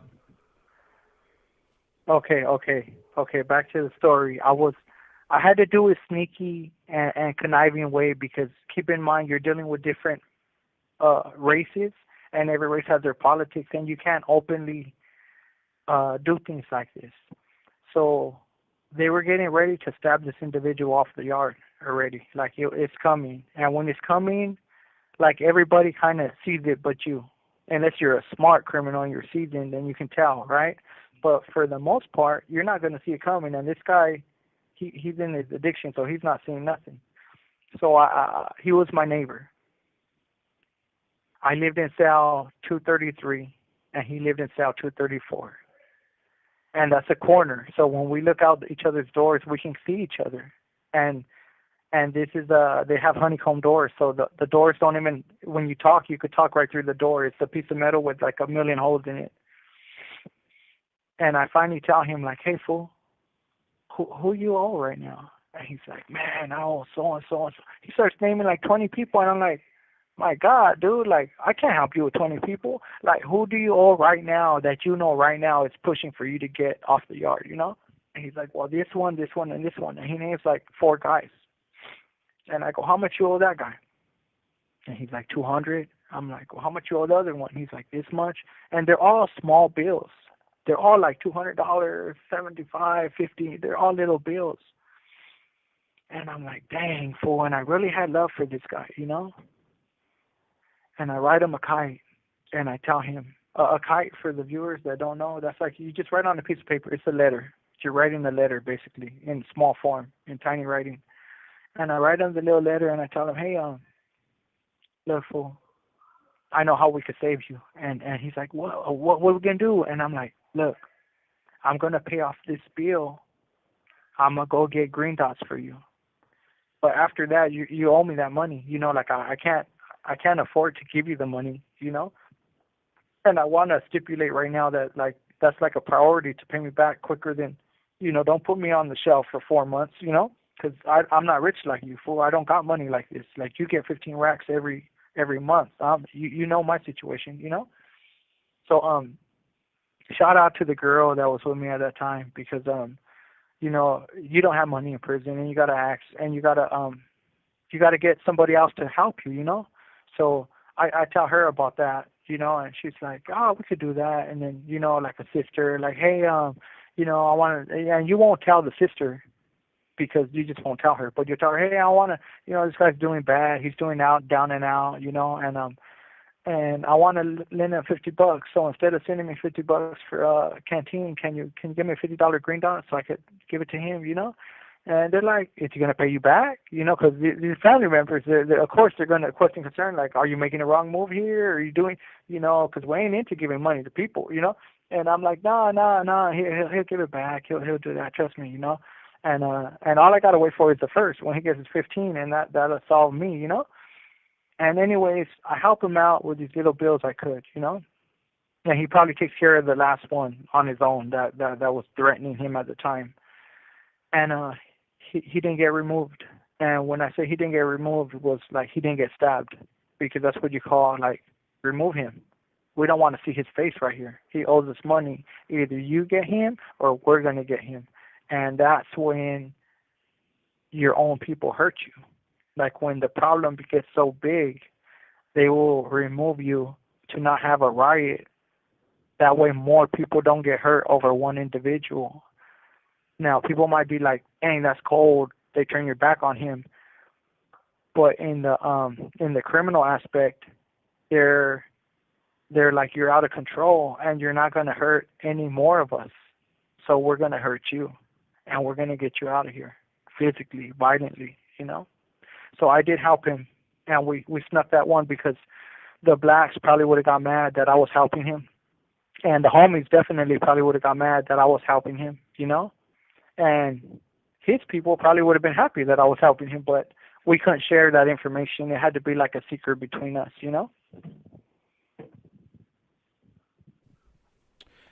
So sorry for the delay on I had my mic on mute. So you know how you were speaking about Sonny.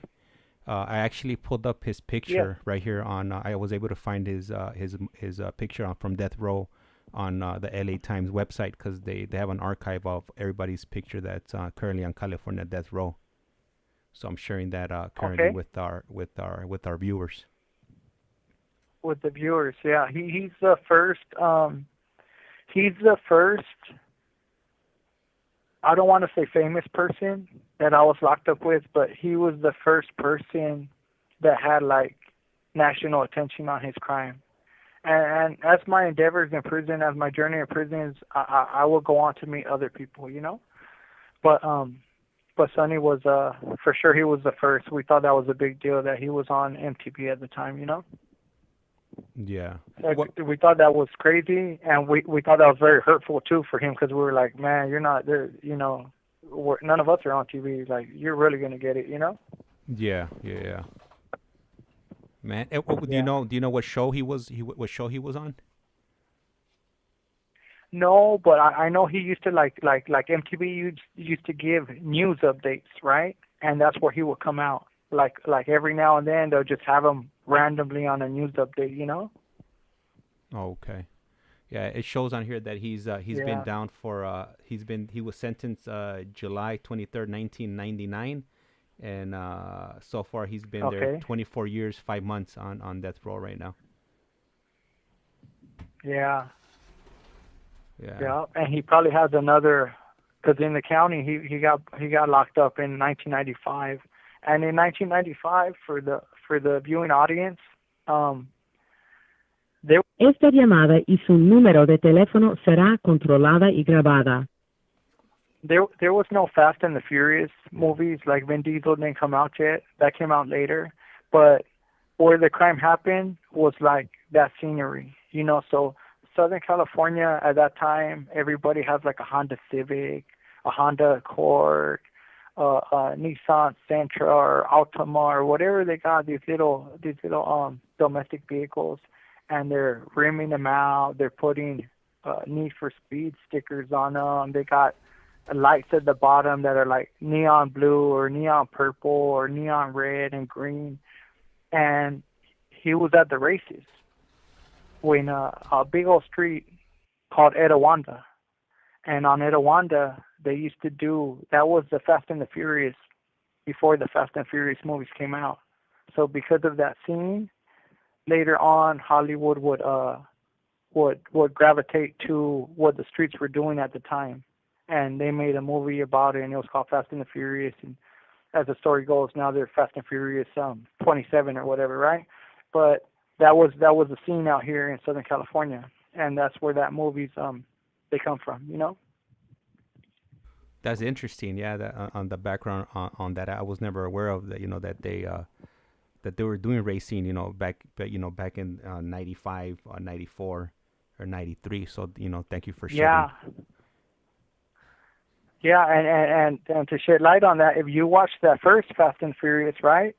Like it's in Long Beach, and where do they go? Like Coachella Valle, like they're going out there in their race wars or whatever they're calling it in the movie.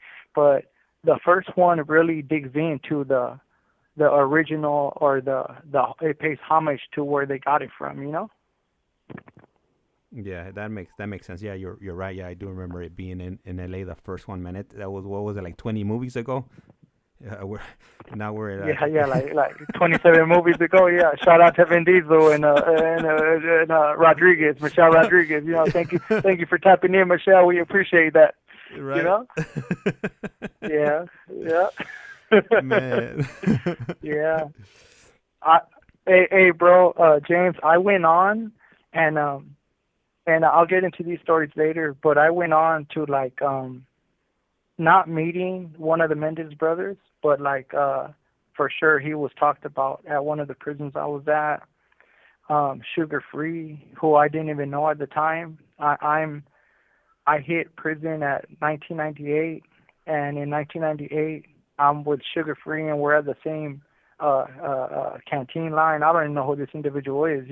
I get his CD later on. Trey D from the East Siders, he was a musician in Snoop Dogg's groups, and he was with me in the prison. Don Diego from San Diego, he's another rapper artist that was there with me in another prison. Jesse James Hollywood, I do believe I believe they made a movie out of his life with Justin Timberlake, right? I don't know what it's called. I think it's called Alpha Dog. Alpha Dogs. I think it's Alpha Dog. Dog, right? Yeah. Okay, so I was with Jesse James Hollywood. Yeah, there's a couple people I met all behind these bars, like a homie. I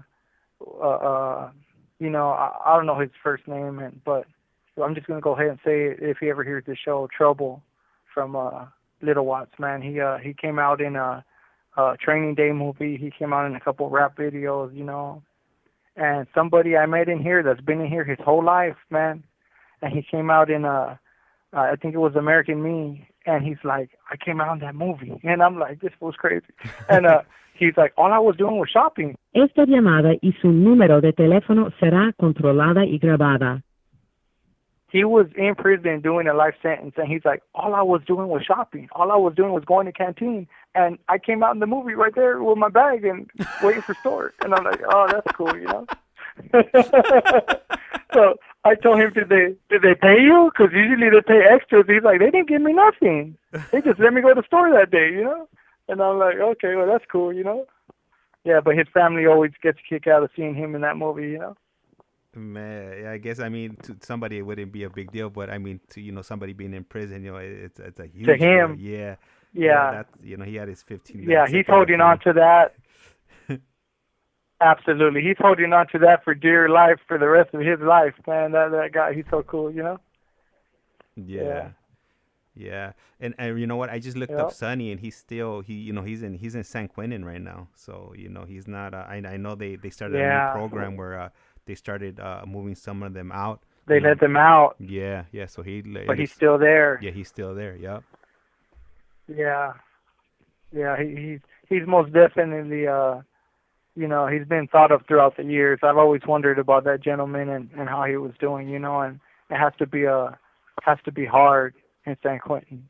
Probably harder for them than us, Yeah. Man, no, man, just the thought of it, like being condemned, in court, the type of, mentally, what it does to, hearing that, they hand down that type of sentence to you, I'm pretty sure it's soul breaking, so, It is, bro. And I can tell you this, in the county jail days before I left the county,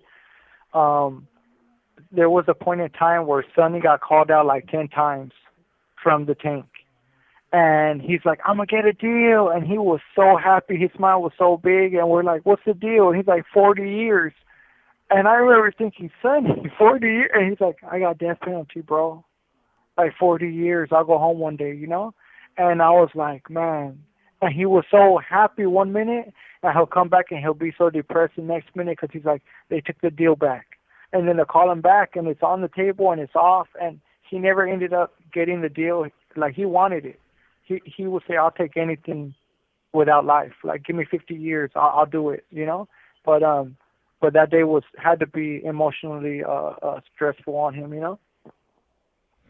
Man, yeah, and then I think I mentioned it previously on one of our conversations. ICEMAN had pointed out that Riverside County, 10% of death row inmates are coming from Riverside County. So Le queda un restante de 60 segundos.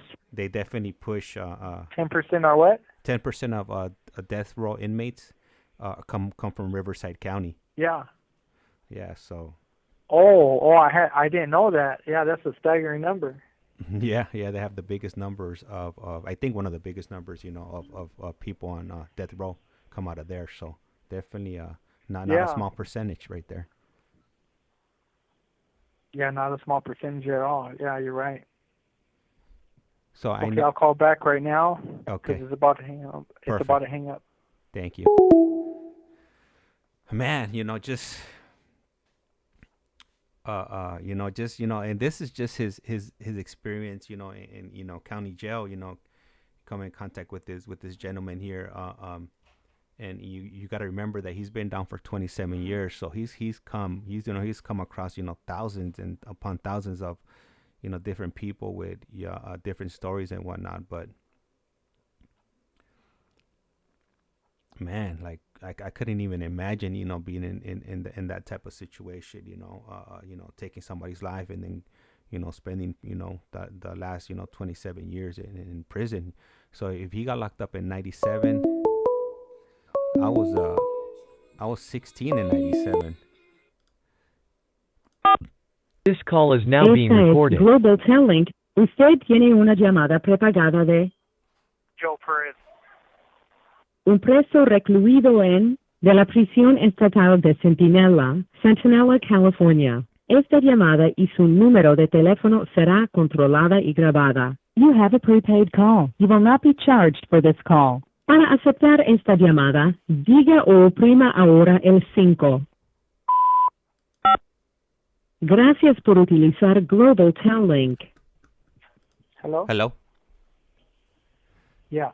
All right. So I want to go ahead and put you back into the county jail, man. So you just got through your first day. This is like your first day in county jail. Definitely a real eye opener. Pretty messed up with the cops. Telling you that you're probably gonna get your face cut or even worse. Get your cheeks taken. Yeah, get it took. Yeah, yeah. Man, so yeah, I could just imagine 18 years. I mean, when I was in county, I mean that was one of my things too. That I was definitely worried about that because you would hear stories and this, that, and the other. So definitely not trying to be a victim of that. Yeah. So how was your second day? Do you remember your second day, or was the most memorable one? What was your first day there?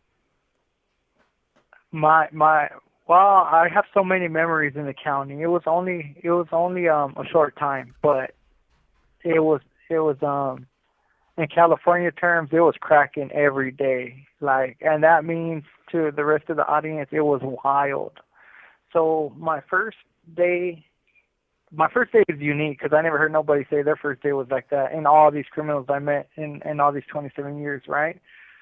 But I remember other things, right? And I did feel like those cops set me up. But then my alert system, my threat levels, they went down. I'm gonna say this right now so everybody hears it. I never seen or witnessed anybody get raped in the county jail, right? So those thoughts were never there beforehand, only until the cops said that. But I don't remember what my second day was like, but I do remember the homie, the older person that helped me do the bunk and gave Sonny the towel so he wouldn't be naked, right? His name was Mikio, and Mikio was older, so I looked up to him for guidance and for like to teach me the ropes of this county jail stuff, you know, and Sonny too, of course. And this guy Mikio will go to court. You're in a tank with 21 men, so it's 21 men in this tank with you, and you divide the cleaning shores. So it's like there's 7 racks of threes. That what makes the 21 people, right? So each rack has a day. Like this rack will have Mondays, the next rack will have Tuesdays, and so on and so forth. So all 3 of those guys, that's their responsibility to clean the tank. So we share it. We're showing that everyone's accountable for their dirtiness to clean up for the next man, show common courtesy, show common respect, right? So that starts happening. But esta llamada y su número de teléfono será controlada y grabada. When the older homie Mikio is going to court, he'll be coming back and he'll be telling me, man, I met this little youngster like you. And I'm like, yeah, he came from juvenile hall. And he'll be like, nah, but he's been to YA, but he's like 19 years old. He's like a year older than you. But he is wild, man, that little fool. So I'm hearing this hype about someone I don't know yet. And this guy, I won't say his name, but I'll say he's from Elsinore, the city of Elsinore, right? And I'm hearing so much about him before I meet him. So it's like your reputation precedes you, right? So when I meet him, I already feel threatened by him because I think I'm that guy. Like, I think you guys should be talking about me like I'm that guy because I'm very egotistic, very self-centered at this age. I don't realize it at the time, but looking back, I do. And I meet him, and I'm thinking we're not going to get along, and I'm thinking, oh, I'm going to fight him for sure because I need to show him who's top dog in here, right? So I'm thinking all these things without no aggression, no nothing. Turns out we get along fine. But one thing I had a problem with was this guy being to YA. So I automatically feel less than him because he has more experience in custody, and he sounds like he got way more war dog stories, right? So he starts telling about YA, and I feel pressured to the point where I say, oh, we could make this YA. Like, all that stuff you're saying, I'm tired of hearing it. We could do that right here. And he's like, all right. So he's like, all game, like, oh, you want to go there? Okay. And he is a year older than me, but he's a little bit shorter than me. And so we start making rules up. The county jail, at least in Riverside, it's as cool as you want it to be.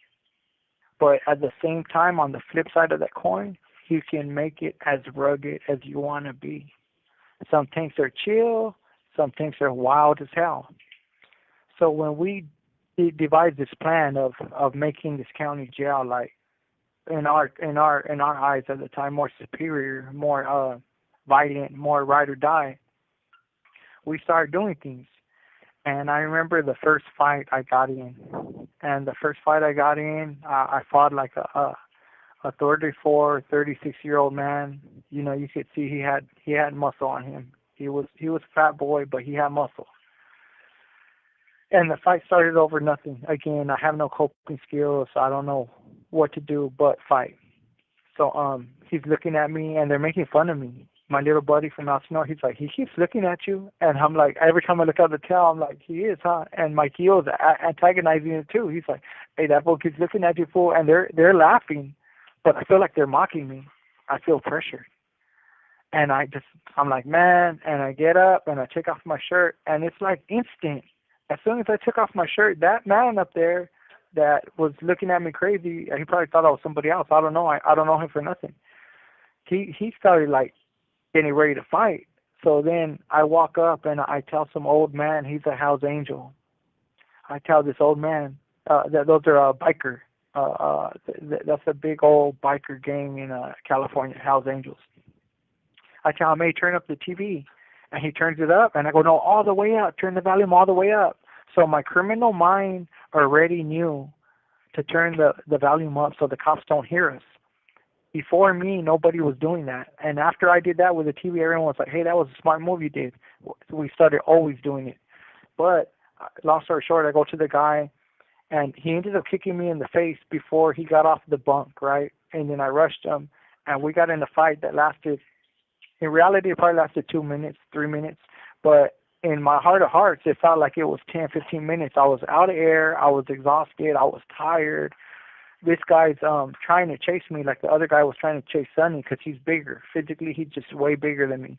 And I keep backing up, and I run in, and I tag him a couple of times, and I run out. Because in my mind, I'm like, if he gets me, he's really going to hurt me because this man is big. And we do that. And after that, I felt like the whole tank embraced me. Like, I'm not talking about Mexicans. I'm talking about blacks, whites, everybody. That was like me being baptized into this county jail, so to speak. Because when we fought, it was a long fight. I never backed down. I walked away with a black eye. The guy had a lot going on with his face, so much that he didn't want to quit, and he came back out. And one of the older guys, I was going to go fight him again, and one of these older guys that you could tell has been in prison probably like 3 or 4 times. He was in his 30s too. He put his hand on my chest. He's like, I got this, little homie. And he walked over there and he pounded that guy, and then he was like, you're rolling it up. And in county jail, when you say you're rolling it up, this is like the first time I see it done. I didn't know that, but you're basically telling the guy he's no good to stay in the tank no more. So after the big guy beat him up, he was bleeding out of his ears and he was looking bad. And the cops came and he was right there at the bars with his box, and he's like, I need to go. I need to leave, you know. And the cops they normally see this all the time. So what they'll do is they'll take him out and they'll put him in another tank somewhere else. Remember the system these cops have at the time. The loser is the one that leaves. So when they see him beat up, they know he's the loser. They take him. They don't even look for the guy who did it. They're just like, ahí te va. Here you go. Get out of here. And after that, that's when the tank really came together, and they huddled around me, and all the black guys are giving me props. They're like, dang, fool, I've been here 2 years. I'm telling you, that's the sickest fight I ever seen in here. In this tank right here, you got the crown right now. And I'm just like, I don't feel it's that good because I didn't, you know, I felt like I wasn't doing the greatest job, you know, but apparently they're giving me props. And it felt like an acceptance. It felt like a huge acceptance, but not even amongst my own people, amongst every criminal in the tank, you know. And after that moment, the fighting they continued here and there and there and here, and it kept going. And with every fight I would get into, remember I talked about my aunt dying and all these things that I felt like they were badges of toughness. That's wiped away when you go to the county jail. Like, all that got put on a back burner. Like, I'm not even thinking of that no more. So now I feel like I'm starting over. I'm starting fresh, and I have to show them who I am. Like, you guys should know who you're living with, and I'm that guy. And those come from insecurities, you know.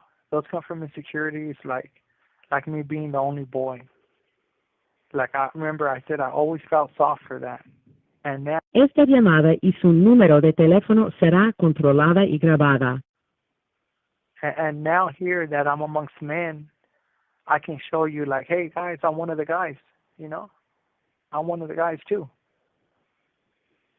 But you don't realize that back then. You think you're just living your life, you know. That's a trip, man. Man, I want to read off one of the comments on here from El ICEMAN, and he puts Joe for not having a playbook on how this podcast works. You're doing a great great job telling. You're doing great. You're doing great telling us your stories with great detail. So yeah, the audience or the viewers here, they definitely appreciate somebody that gives a lot of details, and you are very very detailed. I'm sure my wife would love me if I was detailed as you are, because she tells me that she's always complaining that I don't give enough details.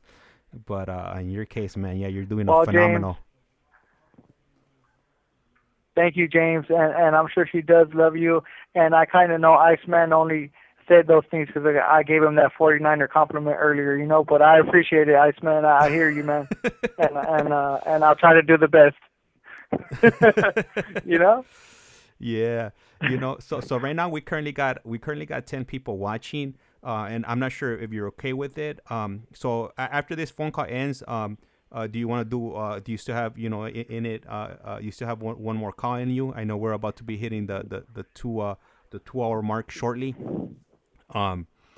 So I got one more as needed. I got as needed, bro. Like if this can help save a life out there, you guys tell me when you're ready to say goodnight, and I'll say goodnight. And we always got other days, But I'm open game for everything and anything. I'm trying to be as transparent with the public as I can be. So okay, perfect. Thank you. I appreciate that. So I'm gonna put the phone number up. If anybody wants to tap in, if they have any questions, or if they want to make any comments, you guys will have the next 15 minutes as soon as we jump on the next phone call, to go ahead and do that. And then for our next session, if you're available for tomorrow, we don't have anything going on right here. Pretty much, the stores are going to be closed, restaurants or whatever. So we'll be here at home. So if you want to jump on tomorrow, then you're more than welcome to. We could go ahead and run another session, and then absolutely. Okay, perfect. So we'll go ahead and run a session tomorrow, and then as soon as this one ends, we got like about about a little bit over a minute left. We'll go ahead and continue, and then man, you have a really interesting. Honestly. Go ahead. Honestly, James, I thought you guys would be tired of me by now. I said honestly, I thought you guys would be tired of me by now. Man, to be quite honest with you, like I enjoy this, jumping on these calls. Le queda un restante de 60 segundos. I enjoy, these calls, because, instead of, me just be, listening to these stories on somebody's podcast, like, we have our own podcast now. And if I have any questions, I could just ask you, right then and there. I don't have to, wait for the next episode. It's live and direct. And then we also had Fish Slayer SoCal tapping in right now. Saludos to all and Feliz Año Nuevo. Yeah, so he just tapped in right now. Yeah, likewise, igualmente, right back at you. And real quick before this hangs up, I'm Mexican, and I don't want nobody to think this is for only Mexicans. This is for every Mexican kid out there, north, south. This is for Bloods, Crips. This is for anybody, any little kid out there that could learn anything to stop him from doing something very stupid. All right, so I'm gonna go ahead and put up the number right now. Elias, man, hey, thank you, appreciate it. Hey, you know what? Like for me, like I say, I mean, I'm just like the dude in the background. Like as far as my story, like that's not why we're here. We're here for everybody else's story. These gentlemen, hopefully they could save or deter somebody, from going down this path. I fortunately, I possess the technical know-how on how to, set things like this up. So, but I'm getting a lot more comfortable, speaking and interacting and whatnot. Normally, if I would have somebody else, that could have been the face, for this channel, then we would have gone down that route. But to be quite honest with you, I don't have anybody that's reliable as I am. So I got to do everything. I got to be a one man show, if you will. This call is now being recorded. Global Telling. Usted tiene una llamada prepagada de Joe Perez. un preso recluido en de la prisión estatal de Centinela, California. Esta llamada y su número de teléfono será controlada y grabada. You have a prepaid call. You will not be charged for this call. Para aceptar esta llamada, diga o oprima ahora el 5.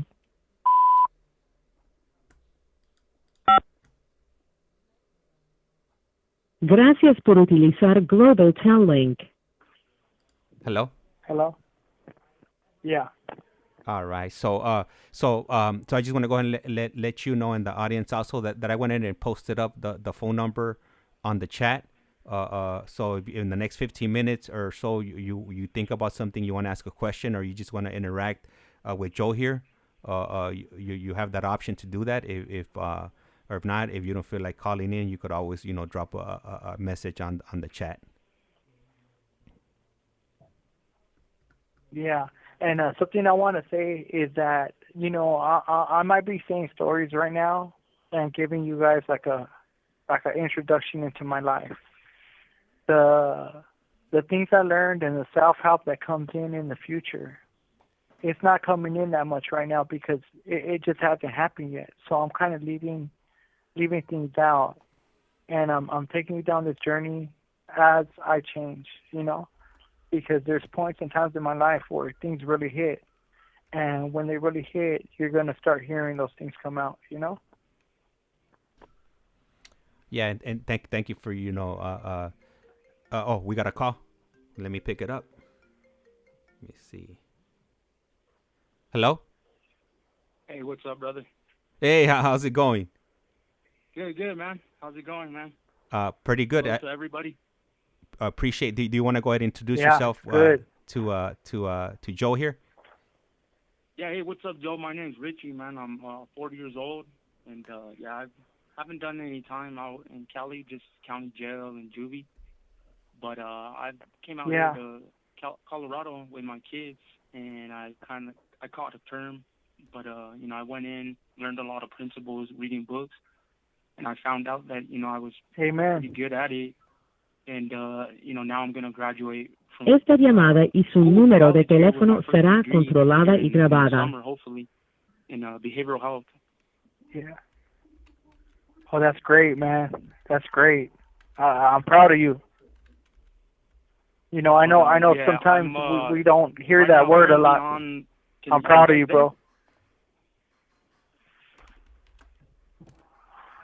Sorry, so there's a little bit of a delay on the calls, Okay. connecting and whatnot. So there might be a little bit of a overlay, if you will. So Yeah. Yeah.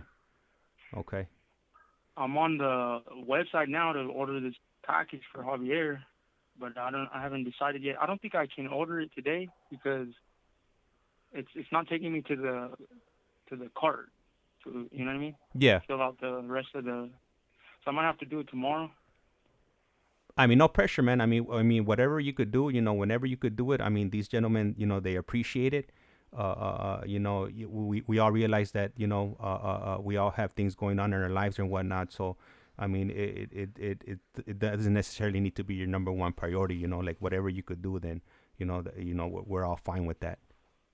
For sure. I understand. I'm a man of my word, and I'm just trying to, I'm busy a little bit, trying to do what I do. But I said I was going to do it, so I want to live up to that. What I said, But I'm only here, brother, to share my experience with the whole prison and gang culture, because I've been there. I've been shot in my stomach at point blank, right there in East LA, on Michigan and Soto. So I ran up on these fools with a bat, and they shot me. You know what I'm saying? But I was going and asking for it. At that time I was real active. Now I sit home all day. I'm an introvert, so I don't do many things. I don't even like going outside. I believe it has to do with not only what I've learned, but also the PTSD that I've accumulated over all my life-threatening experiences. But I'm not here to boast or glorify that life either. You know what I'm saying? I'm just here to share my enlightenment, because I feel that, a lot of us young boys growing up in the culture are ignorant to a lot of principles, right? Principles like, what it takes to be a man, because we're so glorified in that culture that, we want to, be machismo and we want to do this and do that, but we're never taught, logic and rational principles. You know what I'm saying? What's right, what's wrong, what's dark, what's light. Yeah. But, just things I've learned, picked up. And I appreciate you, sharing that with the audience. Do you have a question for Joe here? You have a good day. What's that? Did you have a question for Joe? Did you want to ask him something about his journey? I was listening to his story. I really don't have any questions right now. Just trying to catch up with the Javier situation, and then just sharing why I'm here. You know what I'm saying? That's all. Perfect. And I wanted to say what's up to everybody, and good luck with everybody. Happy New Year's Eve. It's New Year's. I'm not going anywhere tonight. I'll stay home, and I read and stuff. So I'm trying to just exercise my mind. With logic. No, well, hey, we appreciate you tapping in, calling in, and dropping all those comments in the chat. Man, it means a lot to me. The support that you and everybody else is providing to this social media platform. For sure, brother, no problem. Like I said in the chat, I want to help others, bro. I'm not here to smut anybody. I'm not here to narcissistically, judge somebody. Because we're only humans, nothing more, nothing less. In my heart, in my eyes, in my soul, that's how I feel. You know what I mean? We're all unique. We all have different situations, whether one is faster or slower, smarter, or, whatever. You know what I'm saying? That's how I feel, bro. But I'm not perfect either, but I am trying to help. I want to write a book, and I'm doing a lot of things myself, trying to get on track. I'm going to pretty soon build a computer, a PC, so that I can start streaming myself and hopefully, build up a podcast or something, that something like you're doing, brother. Because it attracts me what you're doing, so many other people are doing the same, right? And that's how I was attracted and pulled in, You know what? Hey, that's a good idea. What I would tell you is, and what inspired me to do this was a lot of the podcasters are saying that we have a voice, and a lot of us tend not to use our voice. So no, good for you. Like if you need any help, ask me on the chat. I'll be more than happy to help you out and give you a hand. And with that, I'm gonna go ahead and open up the line for somebody else if they want to call in. But I really appreciate you calling in and tapping in, Richard. No problem, brother. Thank you, James. Thanks for having me, brother. Again. You're welcome. Anytime. All right, man. All righty. You guys have a good one. All right, you Bye. too. Thank you. Bye-bye. All right. I just want to double check with you, Joe. How does the call quality sound when somebody calls in? It sounds excellent. It sounds excellent, man. And his words, like, they were touching and they were meaningful. And even to see that like he said, he's hearing other people, you yourself included, are inspiring this man. And I think that's a blessing, man. And I want to say something to him. I know he's still listening. I want to say I'm proud of you, because, like, in my background, we don't express our thanks, our appreciation to each other like that. Like, as men, we don't do that.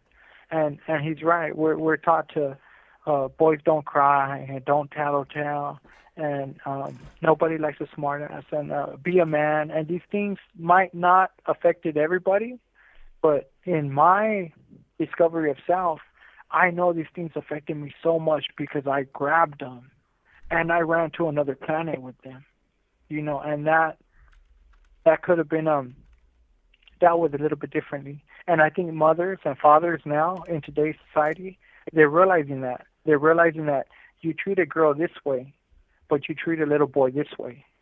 And it shouldn't be like that. You should treat them equal, because you will never tell your daughter, like, don't cry. You won't do that, and parents are starting to realize that, and they're starting to raise children different, and the children are starting to come out better because of that. And I appreciate his words and everything he said, and the sound quality was excellent. Thank you. I really appreciate that, and yeah, and that's what we're here for, so you could interact, with these people. They might be, like, if there's a kid out there, and they have any questions, or even an adult, it's just not for, it's not what one shoes fit all, it's for everybody. This platform is for everybody. If you're going through anything or you want to talk to somebody, pick up the phone, and that's what we're here for, to, try to help and discourage, people from making, those bad decisions that a lot of us made, some bigger worse decisions than others. I can't say it's a mistake, because ultimately, we made these choices, and in the back of our minds, we did know that they had consequences. Decisions have the consequences. Whether it's good consequences or bad consequences. Normally, the bad bad decisions lead to bad consequences, and normally good ones don't get recognized all that often. Yeah, absolutely. And the things we think help shape us, right? So my belief system at the time, it felt like I was doing everything appropriate at the time, right? Another thing I would like people to know, especially kids out there, is like nobody told me when you do this to that neighborhood that you're mad at and you come to jail and prison, that's going to be your friend in here. And I found that so mind-boggling, and I was so resistant to that, and I was so like, you got me effed up if you think I'm going to hang around this guy, right? But that's the reality of it. When you commit a crime against this guy's friends on the streets, you end up in jail and in prison, and those guys become your best friends. And then you look back and you're like, why did I even do this? Like, it was all for nothing, and nobody tells you that. And I want to say that because if people had known that, I know a lot of individuals in here at least have expressed, like, I would have never came to jail if I knew I was doing this to them, and then I come in here and now I'm forced to be their friend, and they're forced to be my friend. And when we're forced, sometimes we really be friends, because you really do meet the individual. And in so many cases, it's like that in prison. And that's the truth right there. But you know what? Let me ask you, in Riverside County, it seems like it was a little bit more loose. You could kind of do and get away with things. You could do what you want. Yeah, that the rules really absolutely they were not enforced like in prison. I know in LA County, like, you couldn't get away with a lot of the stuff that you're saying. You're definitely gonna have a calentada. And I'm gonna tell you this. Me and that guy from Elsinore, we both did not believe in those rules, and we both. Esta llamada y su número de teléfono será controlada y grabada. We made a pact. This was one of my best friends in prison in county, like from day one. We made a pact. If your enemy comes in here, I'm going to get off on him with you. Because now we're playing like YA rules. Like, this is the car. This is the ranfla. So if any of them come in, you just look at me like one of your homies on the streets, fool, because I'm going to jump for you. You're not getting in no fight by yourself in here. And he said the same thing. And you had older individuals that have been to prison with mustaches, and they're all tatted up, and they're like, hey, little homie, you can't be doing that. We took it to a whole nother level, bro. And we were like, we ain't in prison yet, and if you want to, you get the business too. So, as an older man, you kind of know, as an older man, you kind of know what's real and what's fake. So when we proposed that, they knew, like, you know what, I'm just going to back up, and these little youngsters are going to get their medicine when they get it. And we were running around the county like that, and there was no one to go cry to or report to. So I know what you're saying when you're saying it's looser. Absolutely, Yeah. We had no master authority in our county, Yeah. Le queda un restante de 60 segundos. All right, so I know we're really short now. James. If you want to go and give your shout out, Okay. and then after I'm gonna cut off the stream, and then we could talk for a few minutes off of the air. Offline. Okay. I just want to say thank you to everyone that came through today. Your words are more meaningful than you know. They bring a lot of joy, and I don't know how else to express it. I'm feeling things right now that I never felt in my life, because This is new to me. Like, you guys are all complete strangers. You guys are all showing your love and support, and the little words you're saying, they cut the heart. You know, they're cutting at my heart in a good way, and I don't even know what I'm fully experiencing right now today, but it feels good, and I just thank you guys for being good people, and like Alan says, be kind to one another. Goodbye. You know. Hey, I appreciate that. I appreciate that. And, you know, and with that being said, I'm gonna go ahead and, you know, cut the stream. But we'll be back on like about 4 or 4:30 with Jesse Nava and David Lopez. You know, before the end of the year. You know, this is gonna be our last stream today. And you know, with that being said, life's like a candle. Once you blow it, it's over. It's lights out. All right, and we'll go ahead and be in contact, and we'll be seeing each other shortly. Okay. You guys have a good day.